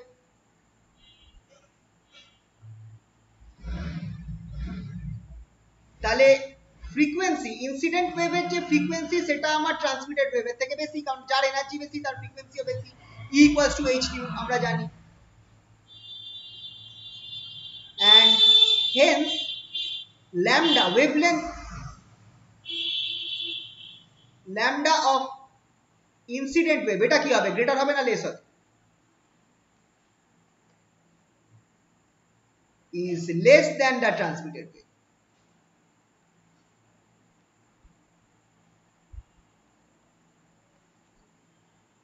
কারণ E equals to hc by lambda, ল্যামডাটা energy থেকে inversely proportional. তাহলে কি পেলাম, প্রথম কথা পেয়ে পাচ্ছি যে ট্রান্সমিটেড ওয়েভের অ্যামপ্লিটিউডটা আমার ইনসিডেন্ট ওয়েভের থেকে বেশি হবে, ইনসিডেন্ট ওয়েভের অ্যামপ্লিটিউডটা হচ্ছে A, প্রথম জিনিস যেটা পেলাম সেটা হচ্ছে যে ট্রান্সমিটেড ওয়েভের অ্যামপ্লিটিউডটা ইনসিডেন্ট ওয়েভের থেকে বেশি হবে। আর কি পেলাম, যে ওয়েভলেন্থটা, ইনসিডেন্ট ওয়েভের ওয়েভলেন্থটা আমার ট্রান্সমিটেড ওয়েভের থেকে ছোট হবে, মানে ট্রান্সমিটেড ওয়েভের ওয়েভলেন্থটা বড় হবে। তাহলে যদি এবার আমি পিকচারটা আঁকি, পিকচারটা আমার এরকম হবে। পরের পেজে যাচ্ছি।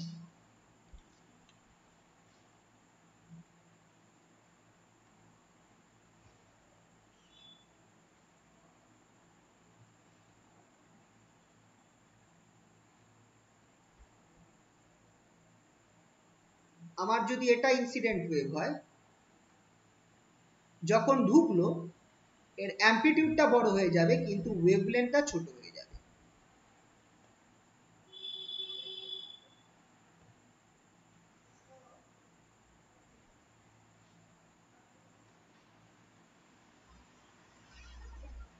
খেয়াল করে দেখো, এই সাইডে আমার অ্যামপ্লিটিউডটা রিজন 1 এ,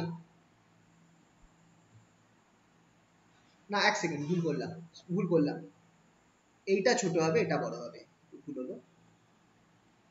আমার কাটটা বড়, ওয়েভলেন্থ, কোন ওয়েভলেন্থটা বড় হবে, যদি আমি দেখি এখানটা wavelength lambda of incident wave will be less, মানে আমার হ্যাঁ এই সাইডে আমার রিজন 1 এ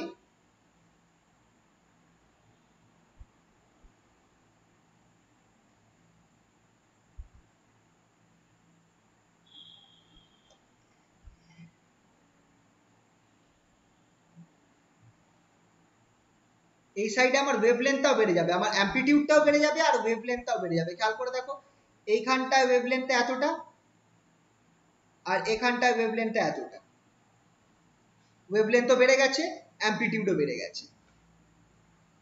এটা হচ্ছে আমার রিজন 1 আর এটা হচ্ছে আমার রিজন 2। এটা হচ্ছে পিকচারটা। এটা হচ্ছে আমার x = 0 পয়েন্ট বাউন্ডারি, এখানটায় আমার পোটেনশিয়াল রয়েছে v।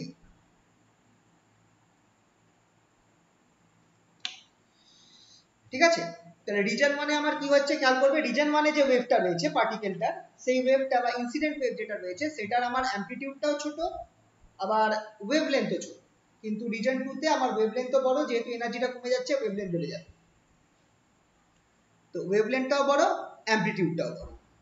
এটা আমরা দেখলাম, এইটা হচ্ছে পিকচারটা। ঠিক আছে, এবার আমরা সেকেন্ড কেসে আসছি। কেস 2টা কি, কেস 2টা হচ্ছে যদি আমার ইনসিডেন্ট পার্টিকেল এনার্জি কম হয়, when the energy of the incident particle is less।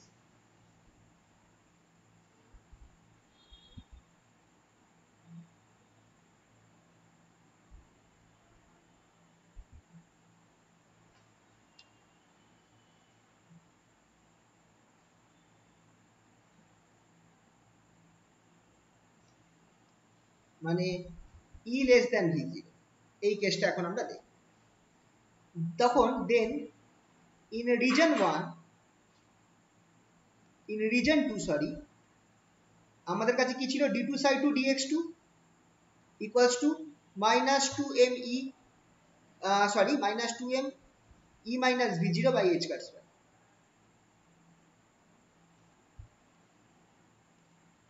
এটার সাথে সাইড থাকছে,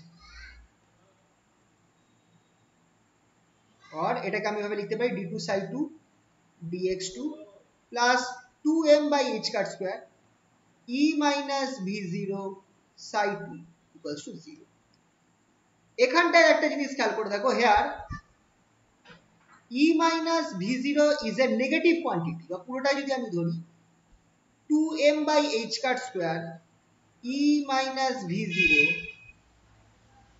is a negative quantity।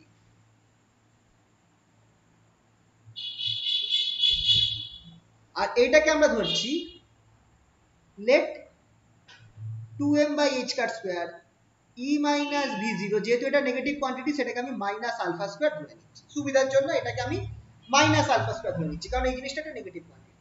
আগেরটা আমি কে স্কয়ার ধরেছিলাম, পজিটিভ কোয়ান্টিটি ছিল, কোনো ভুল হয়নি, কিন্তু এটা যেহেতু নেগেটিভ কোয়ান্টিটি তাই আমি এখানে মাইনাস আলফা স্কয়ার ধরে নিচ্ছি, তাহলে আমার সুবিধা হবে।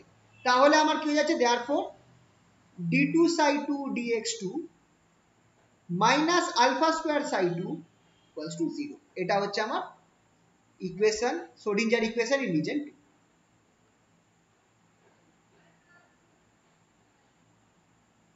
New Schrodinger equation in equation 2 in reason 2।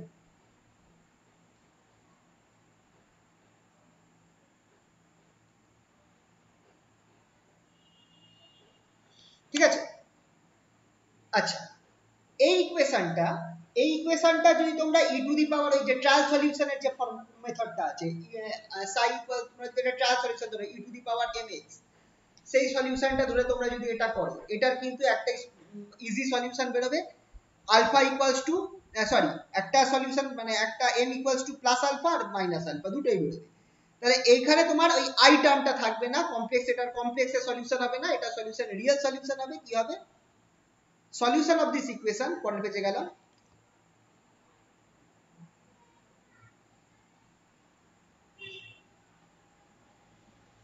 Solution of this equation আমার হচ্ছে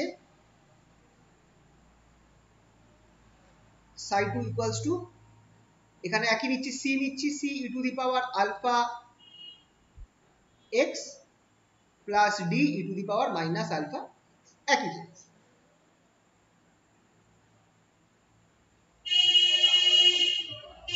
আচ্ছা একটুখানি হ্যাঁ এটা নিলাম, বা চলো আমি যেভাবে তোমাদের নোটে করেছি সেই হিসাবে করি, একটু চেঞ্জ করছি, আমি সি এর সাথে মাইনাস আলফা রাখছি, সি এর সাথে মাইনাস আলফা। এবার খেয়াল করো, now psi two, for psi two to be well behave, psi two কে ওয়েল বিহেভ হতে হবে কখন? কোন পয়েন্টে আমার সাই টু ইনফিনিটি হলে চলবে না।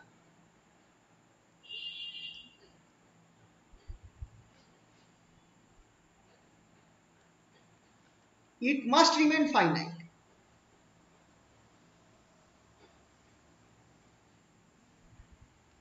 সাই টুটা তখনই ওয়েল বিহেভ হবে যদি এটা সব জায়গায় ফাইনাইট থাকে। এটা কিন্তু condition of well behave wave function. খেয়াল করে দেখবেন, প্রথমবার পড়িয়েছিলাম আগের সেমিস্টারে, যে একটা ওয়েভ ফাংশন সেটাকে কিন্তু ফাইনাইট সিঙ্গেল ভ্যালুড হতে হবে, সিঙ্গেল ভ্যালুড আর ফাইনাইট হতে হবে আর কন্টিনিউয়াস হতে হবে। তো এক্ষেত্রে ফাইনাইট হতে হবে সব জায়গায়। তো এখানটায় কিন্তু এখানে কি প্রবলেম আছে, but psi 2 becomes infinite at x equals to plus infinity. At x equals to plus infinity তে কিন্তু আমার psi 2 টা ইনফাইনাইট হয়ে যাচ্ছে। খেয়াল করবে, note psi 2 is valid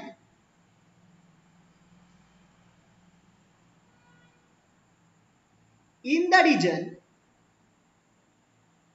x equals to 0 to plus infinity। খেয়াল করবে psi 2 টা কিন্তু আমার x equals to 0 থেকে প্লাস ইনফিনিটি অবধি রয়েছে।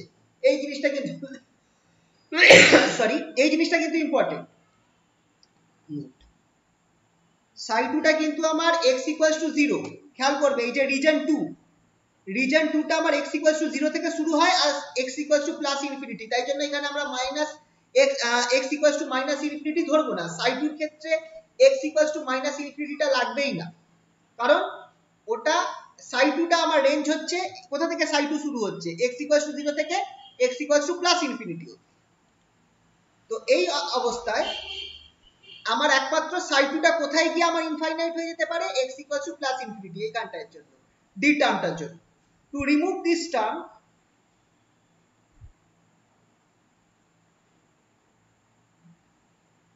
we make d equals to 0। আমরা ধরবো কি, we take d equals to 0। এই টার্মটাকে, এই প্রবলেমটাকে রিমুভ করার জন্য আমরা কি করছি, d equals to 0। কারণ খেয়াল করে দেখো, যদি d equals to 0 করে দিই তাহলে এই পার্টটা 0 হয়ে যাবে, তাহলে আর সাই 2 কিন্তু প্লাস ইনফিনিটিতে আর আমার ইনফাইনাইট হচ্ছে না, বরঞ্চ প্লাস ইনফিনিটিতে এখানটায় তুমি ইনফিনিটি বসিয়ে দাও, e to the power minus infinity মানে 1 by e to the power infinity 0 হয়ে যাবে। দাস সাই 2 যেটা আছে সেটা আমার পড়ে থাকবে কি, c e to the power minus alpha x, এটাই আমার পসিবিলিটি থাকছে। ডিটা 0 করে দিলাম, আগেরটার মতোই এখানেও ডিটা 0। তাহলে এবার আমার কাছে কি আছে, নাও from first boundary condition,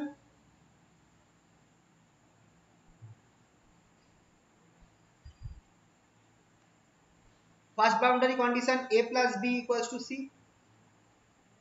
বা এটাকে আরেকটু ভালোভাবে বললে আমার কাছে কি ছিল, psi1 at x equals to 0 equals to psi2 at x equals to 0। এখান থেকে আমরা ক্যালকুলেট করলে আমরা কি পাবো, a e to the power I k1 0 plus b e to the power minus I k1 0 equals to c e to the power minus I minus alpha 0, that is obviously a plus b equals to c। First boundary condition থেকে এটা পাচ্ছি। Second boundary কন্ডিশনটা কি ছিল, derivative at x equals to 0 তে।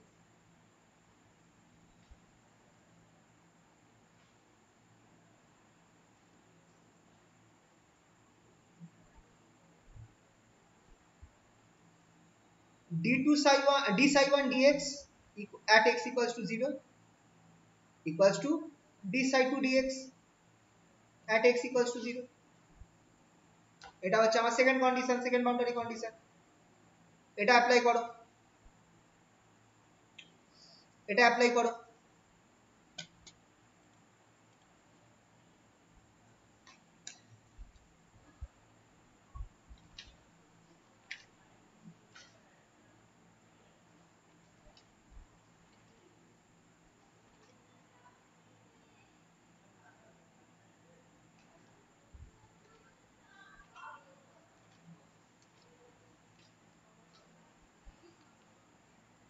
পরে পেজে গেলাম। হ্যাঁ, তাহলে এইটা অ্যাপ্লাই করলে আমরা পাচ্ছি কি, minus I k1 a e to the power I k1 এখানে 0 minus I k1 b e to the power minus I k1 0 equals to c, আচ্ছা মাইনাস আলফা হবে, minus alpha c e to the power minus alpha 0, x এর জায়গায় 0 বসিয়ে দিয়েছি। তাহলে I k1 a minus b equals to minus alpha c, c টা capital হবে, और a minus b equals to minus alpha by I k1 c, I টা যদি উপরে নিয়ে যাই তাহলে মাইনাসটা প্লাস হয়ে যাবে, তাহলে I alpha by k1 into c। তাহলে আবার সেই a আর c এর মধ্যে রিলেশন বার করব। देयरफॉर আমি দুটো পেয়েছি, a plus b equals to c পেয়েছি, আর একটা পেলাম a minus b equals to I alpha by k1 into c। দুটোকে প্লাস করো। আমাকে এখানটায় শুধু ট্রান্সমিশনটা দেখতে চাইছি, তো দুটোকে প্লাস করব। প্লাস করলে আমি এখানে 2a পাবো, বিটা কেটে যাবে, equals to 1 plus I alpha by k1 into c। তাহলে এখান থেকে যদি আমাকে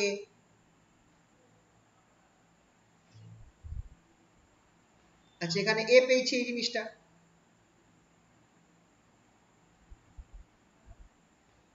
আর এখান থেকে আমি যদি c by a বার করি, which implies c by a কত বেরোচ্ছে দেখা যাক। c by a আমরা পাচ্ছি 2k1 by k1 plus I alpha, এটা আমরা c1 পেলাম। মনে রাখার একটা সুবিধা করে দিচ্ছি, আগের বার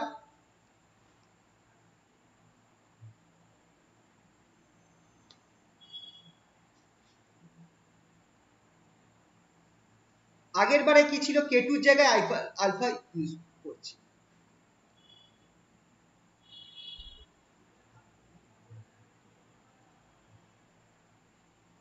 এই ক্ষেত্রে আমরা কি করব, I আলফা পুট করব k2 এর জায়গায়। আগের বার যেখানে k2 ছিল সেখানে আমরা I আলফা পুট করব। হেন্স সিমিলারলি আমরা পাবো কি, আমি আর করছি না, ওটা তোমরা এমনি বুঝতেই পারছো। we will get b by a কত পাওয়া যাবে, খেয়াল করো b by a আগের বার কত পেয়েছিলাম, আগের বার পেয়েছিলাম k1 minus k2 by k1 plus k2 পেয়েছিলাম। k2 এর জায়গায় তুমি I আলফা বসিয়ে দাও, k2 এর জায়গায় I আলফা বসিয়ে দাও, তাহলে k1 I alpha minus I alpha by k2 by k1 plus I alpha, এটা আমি b by a পেয়ে গেলাম আগেরটা রেসপেক্টে।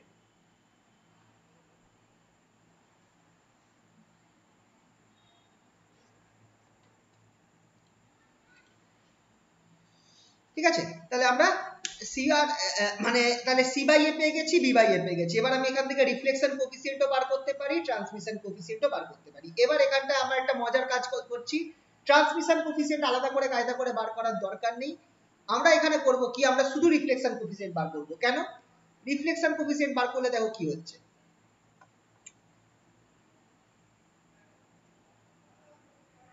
পরের পেজে গেল,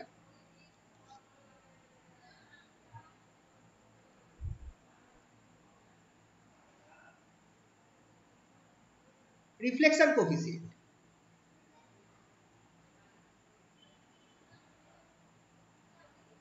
reflection coefficient R equals to আমার কি ছিল, J R by J in. J আরটা কি ছিল, H cut K one by m B square, sorry modulus of B square by H cut K one by M modulus of A square. সব মেরে কেটে আমার পড়ে থাকবে B by A modulus square. তাহলে আর আমার কি থাকছে দেখো, k one minus i alpha by K two plus sorry k one plus i alpha whole modulus square. এবার দেখো modulus of a complex number x plus i y, এটার তুমি যদি মড বার করো, আর তুমি এক্স মাইনাস আই ওয়াই এটারও তুমি যদি মড বার করো, মড করে স্কোয়ার করো, তুমি কিন্তু এক্স স্কোয়ার প্লাস ওয়াই স্কোয়ারই পাবে। বা যদি হোল স্কোয়ার না করো তাহলে root over x square plus y square, শুধু শুধু মড বার করো। খেয়াল করবে কোনো প্লাস কোয়ান্টিটি আর মাইনাস কমপ্লেক্স নাম্বার মানে এক্স প্লাস আই ওয়াই আর এক্স মাইনাস আই ওয়াই দুটোর মড সেম। তাহলে এখানটাও দেখো উপরে মাইনাস, দুটো একই জিনিস, শুধু উপরে মাইনাস নিচে প্লাস, তার মানে এই দুজনের মডই আমার কি বেরোবে, দুজনের মড বেরোবে আমার এই একই জিনিস, root over k one square plus alpha square by root over k one square plus alpha square, দুটোর মড সেম বেরোবে হোল স্কোয়ার। ওপর নিচ দেখো সেম জিনিস কেটে যাচ্ছে, তাহলে আমার রিফ্লেকশন কোএফিসিয়েন্ট কত বেরোলো, রিফ্লেকশন কোএফিসিয়েন্ট আমার 1 বেরিয়ে গেল, রিফ্লেকশন কোএফিসিয়েন্ট 1 বেরিয়ে গেল, that is probability of reflection is 1।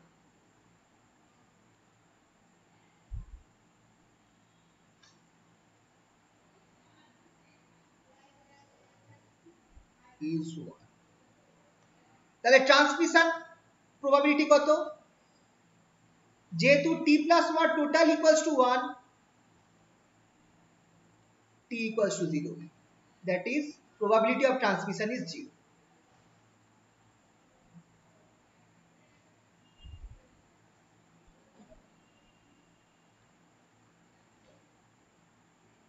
তাহলে thus when the energy of particle of the incident particle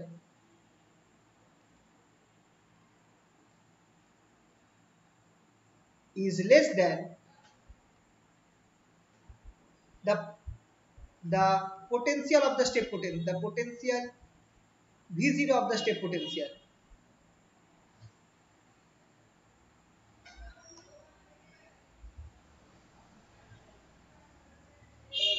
the particle will be totally reflected, be reflected। পার্টিকেলটা রিফ্লেক্ট হয়ে যাবে, তার ট্রান্সমিট হওয়ার কোনো চান্সই নেই, প্রবাবিলিটি 0 আছে, particle will be reflected back.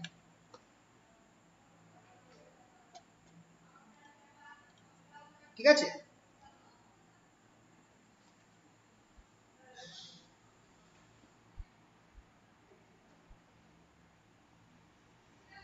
however এখানে একটা কেস আমরা অ্যাড করে দেওয়া উচিত, however there will be a short probability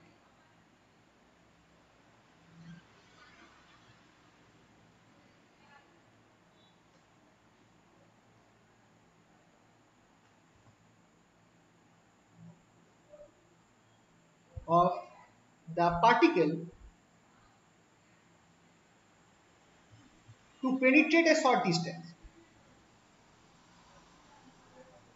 a short distance।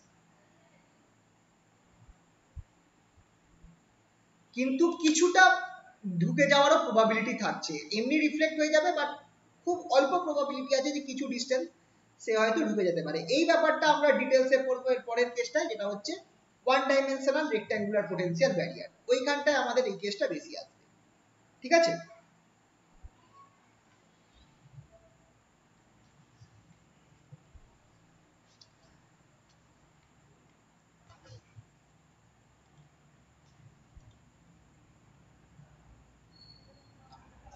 আচ্ছা, একটা অঙ্ক দেখাই এই পার্টটা থেকে, কিরাম অঙ্ক আসতে পারে, একটা এক্সাম্পল। পরের পেজে গেলেন।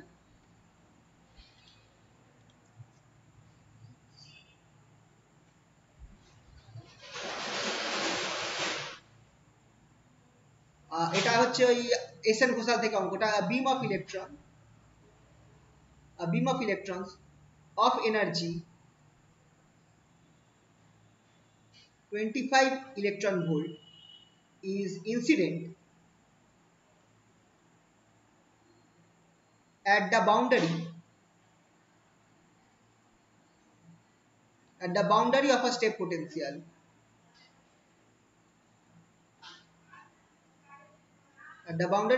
potential of height। আচ্ছা, হাইট বলতে কি বলছে দেখো, 10 ইলেকট্রন ভোল্ট। হাইট বলতে তোমরা এই যে V0, এইটাকে আমরা হাইট বলবো। হাইট বলতে আমরা এইটাকে আমরা হাইট বলবো।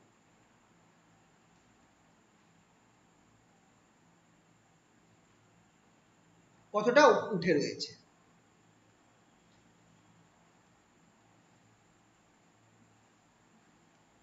ঠিক আছে, এইটা হচ্ছে হাইট, কতটা উঠে রয়েছে, মানে এই মানটা, পোটেনশিয়ালের মানটাই হচ্ছে হাইট, ঠিক আছে, খেয়াল রাখবে। তো 10 ইলেকট্রন ভোল্ট হচ্ছে হাইট, আর ইলেকট্রনের এনার্জি হচ্ছে 25 electron. What fraction of the beam will be reflected?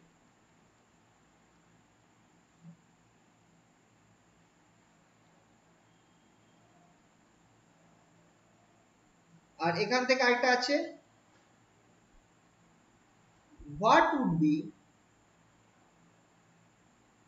the fraction of reflected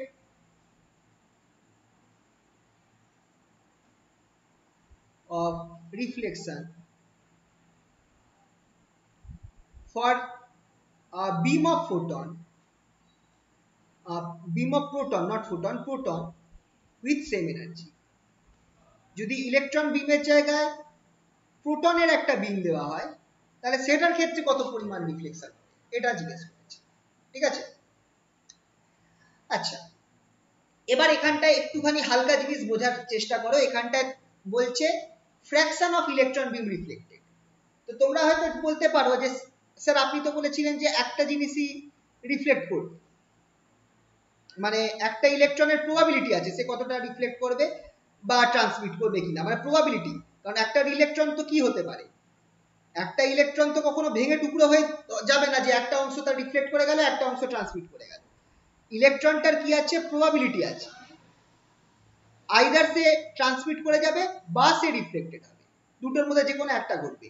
কিন্তু এখানটায় কেন বলছে ফ্র্যাকশন অফ বিম রিফ্লেক্টেড, এই কথাটা কেন আছে, মানে ইলেকট্রন বিমের কিছু অংশ রিফ্লেক্ট করে যাচ্ছে, কিছু অংশ ট্রান্সমিট হচ্ছে। তার কারণ এখানটায় একটা ইলেকট্রনের কথা বলা নেই। খেয়াল রাখবে, যদি একটা ইলেকট্রন থাকতো তাহলে সে আইদার রিফ্লেক্ট করতো বা ট্রান্সমিট করতো।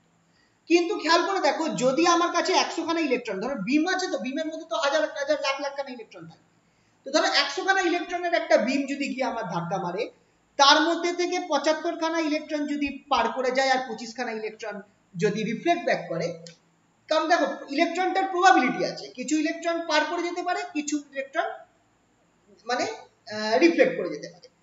তো সেই হিসাবে 100 খানার মধ্যে থেকে আমরা ধরছি 75টা ইলেকট্রন পার করে গেল, তার মানে রিফ্লেকশনের প্রবাবিলিটি কত, একটা ইলেকট্রনের অ্যাভারেজ রিফ্লেক্ট হয়ে যাবে, মানে ট্রান্সমিট হয়ে যাওয়ার প্রবাবিলিটি কত, 75%। আর একটা ইলেকট্রনের রিফ্লেক্ট হওয়ার প্রবাবিলিটি কত, যেহেতু 100 এর মধ্যে থেকে 75 জন মানে ঢুকে ট্রান্সমিট হয়ে গেছে আর 25 জন মানে রিফ্লেক্ট হয়ে গেছে, সেটা দেখে আমরা বলতে পারবো যে অ্যাভারেজ একটা ইলেকট্রনের রিফ্লেক্ট হওয়ার প্রবাবিলিটি হচ্ছে 25%, ট্রান্সমিট হওয়ার প্রবাবিলিটি হচ্ছে 75%। তো এইখানে সেম কেস, একটা ইলেকট্রন থাকলে আইদার সে ট্রান্সমিট করে যাবে বা সে রিফ্লেক্টেড হবে। কিন্তু যদি অনেকগুলো ইলেকট্রন থাকে, বিম থাকে, তাহলে সেই বিমের মধ্যে কিছু সংখ্যক ইলেকট্রন ট্রান্সমিট করে যাবে, কিছু ইলেকট্রন রিফ্লেক্ট করে যাবে। সেটাই এখানে বলেছে যে হোয়াট ফ্র্যাকশন অফ দ্য বিমের কত অংশটা রিফ্লেক্ট করছে আর কত অংশটা ট্রান্সমিট তো এটা জাস্ট একটা এক্সাম্পল আমি দিলাম। তো চলো এখানটা এবার এটা আমরা কি করে বার করব, রিফ্লেকশন কোফিসিয়েন্ট, যখনই রিফ্লেকশনের প্রবাবিলিটি আমাকে বার করতে হবে তখন আমরা এখানে রিফ্লেক্টেড কত বিম রিফ্লেক্ট হবে, তার মানে আমাকে এখানে বার করতে হবে রিফ্লেকশন কোফিসিয়েন্ট।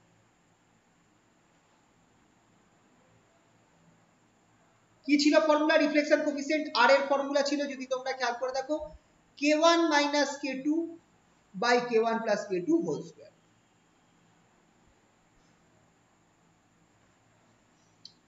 এটাকে ভেঙে এইভাবে লিখতে পারি k1 minus k2 whole square by k1 plus k2 whole square। এবার k1 টা কি, k1 টা হচ্ছে এই সাইডের প্রবাবিলিটি, সরি এনার্জি, আর এই সাইডের এনার্জি। k1 টা হচ্ছে √2me by h square, R k2 টা হচ্ছে √2me minus v0 by h square। এবার খেয়াল করে দেখো আমার কাছে এনার্জিও দেওয়া আছে, আবার পোটেনশিয়ালও দেওয়া রয়েছে। ইলেকট্রনের মাস কত, মাস অফ ইলেকট্রন,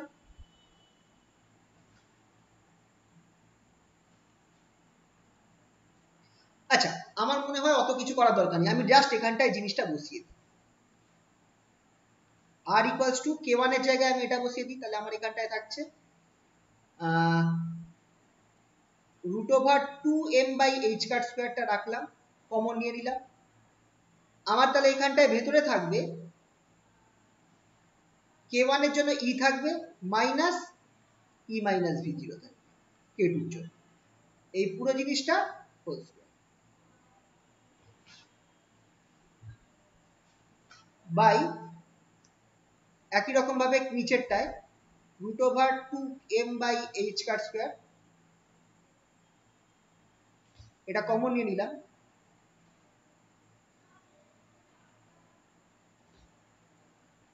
এখান থেকে আমি কি করছি e plus e minus v0 whole square. এবার দেখো √2m by h square উপর নিচে কেটে যাবে, তাহলে আমার এখানটায় কি পড়ে থাকছে, তাহলে e মাইনাস, আমার এখানটায় জাস্ট পড়ে সরি রুট ওভার হবে, I am very sorry, root over হবে, ঠিক আছে, এখানে এটা রুট ওভারের মধ্যে আছে।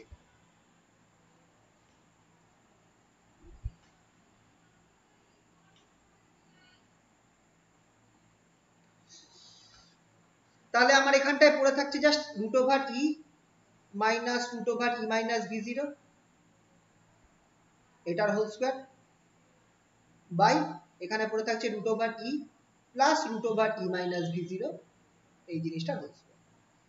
এবার তাহলে এটা বসিয়ে দিই, ইটা কত দেওয়া রয়েছে খেয়াল করে দেখো, ইটা আমার বলা রয়েছে ইলেকট্রনের এনার্জি 25, তাহলে √25 মাইনাস 25 মাইনাস v0 হচ্ছে 10, সব ইলেকট্রন ভোল্টেজ রাখছি হোল স্কয়ার বাই এখানটায় আমি নিচে রাখছি √25 মাইনাস √25 প্লাস 10 এটার হোল স্কয়ার। তাহলে এখানে আমার থাকছে 5 মাইনাস এখানে আমার থাকছে 25 মাইনাস 10 দ্যাট ইজ 15 এর রুট ওভার করলে আমি পাবো সামথিং লাইক 3.873, এই পুরো জিনিসটার হোল স্কয়ার। নিচেও সিমিলারলি আমি পাচ্ছি 5 মাইনাস প্লাস, এখানে প্লাস হবে, আমি সরি এখানে প্লাস আছে, 5 প্লাস 3.873 এই জিনিসটার হোল স্কয়ার। যদি আমি ক্যালকুলেট করি, আলটিমেটলি ক্যালকুলেট করলে আমার বেরোবে 0.016 আমার বেরোচ্ছে রিফ্লেকশন কোফিসিয়েন্ট। এটাকে 100% দিয়ে গুণ করো তাহলে আমার 1.6%, এতটা চান্স আছে, বা এত সংখ্যক ইলেকট্রন 100 খানার মধ্যে থেকে 1.6 বা 1000 খানার মধ্যে থেকে 16 খানা ইলেকট্রন আমার কি হতে পারে, রিফ্লেক্ট করতে পারে, এত পার্সেন্ট আমার রিফ্লেক্ট হওয়ার চান্স আছে। এবার প্রশ্নটা হচ্ছে যে যদি আমার ইলেকট্রনের জায়গায় প্রোটন থাকতো,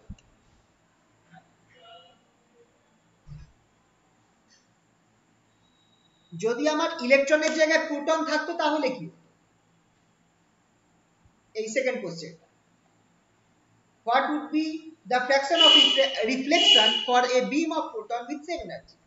যদি এনার্জি একই থাকতো, পোটেনশিয়াল এনার্জি সেম, এই প্রোটনের এনার্জি সেম। তুমি খেয়াল করে দেখো এখানে ক্যালকুলেশন করার সময় এই যে মাসটা রয়েছে এই মাসটা চেঞ্জ হতো তো, দেখো ওপর নিচে মাসটা কেটে গেছে, মানে আমার ইকুয়েশনটার মধ্যে রিফ্লেকশন কোফিসিয়েন্টটা শুধু এনার্জি আর পোটেনশিয়ালের উপর নির্ভর করছে, মাসটা কেটে বাদ হয়ে যাচ্ছে। তাহলে যদি আমার এখানে প্রোটন থাকতো উইথ সেম এনার্জি, মানে ইলেকট্রনের যা এনার্জি দেওয়া আছে 25 ইলেকট্রন ভোল্ট, সেম এনার্জি যদি প্রোটন থাকতো তাহলেও আমার একই রিফ্লেকশন কোফিসিয়েন্ট হতো, কারণ মাসটা উপর নিচে কেটে যাচ্ছে এখানটায়, তো মাসের কোনো হিসাব করার দরকার নেই আমার এখানে। তো এই যে আমার পার্সেন্টেজটা বেরিয়েছে যে কত পার্সেন্টেজ আমার প্রোটন রিফ্লেক্ট করবে, সেটা হবে same as that of electron, that is 1.6%। মানে 100 খানা ইলেকট্রন বা প্রোটনের মধ্যে 1.6 খানা রিফ্লেক্ট হবে, বা যদি তুমি বলো 1000 খানার মধ্যে 16 খানা প্রোটন বা ইলেকট্রন রিফ্লেক্ট হবে। এটা হচ্ছে অ্যামাউন্ট, ঠিক আছে?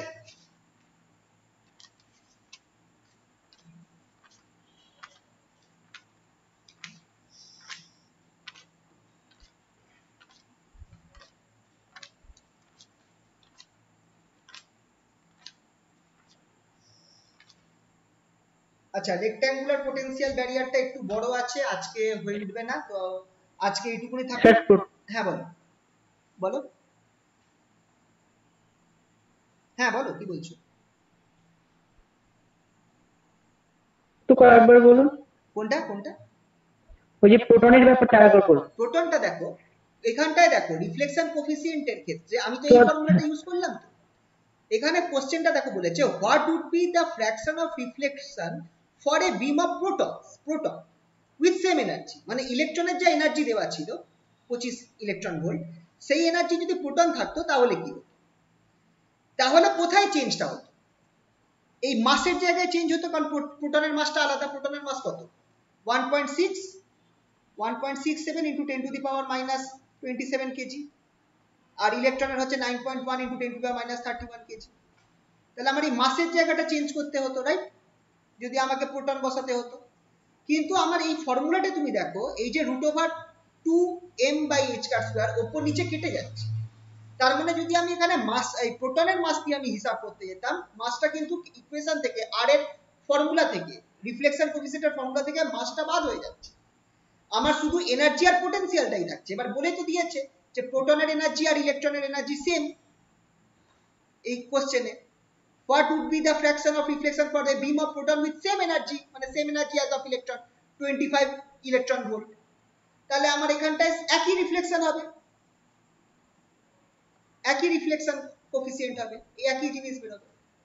বুঝতে পারলে কিনা বলো?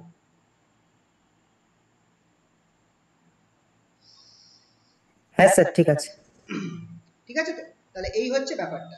আচ্ছা, তাহলে রেক্ট্যাঙ্গুলার পোটেনশিয়াল ব্যারিয়ারটা আজকে আর হয়ে উঠবে না, অনেক বড়।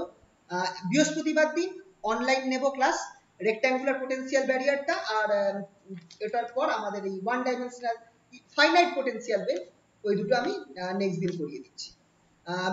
বৃহস্পতিবার দিন করাচ্ছি, ঠিক আছে? তাহলে আজকে এই অবধি থাকবো।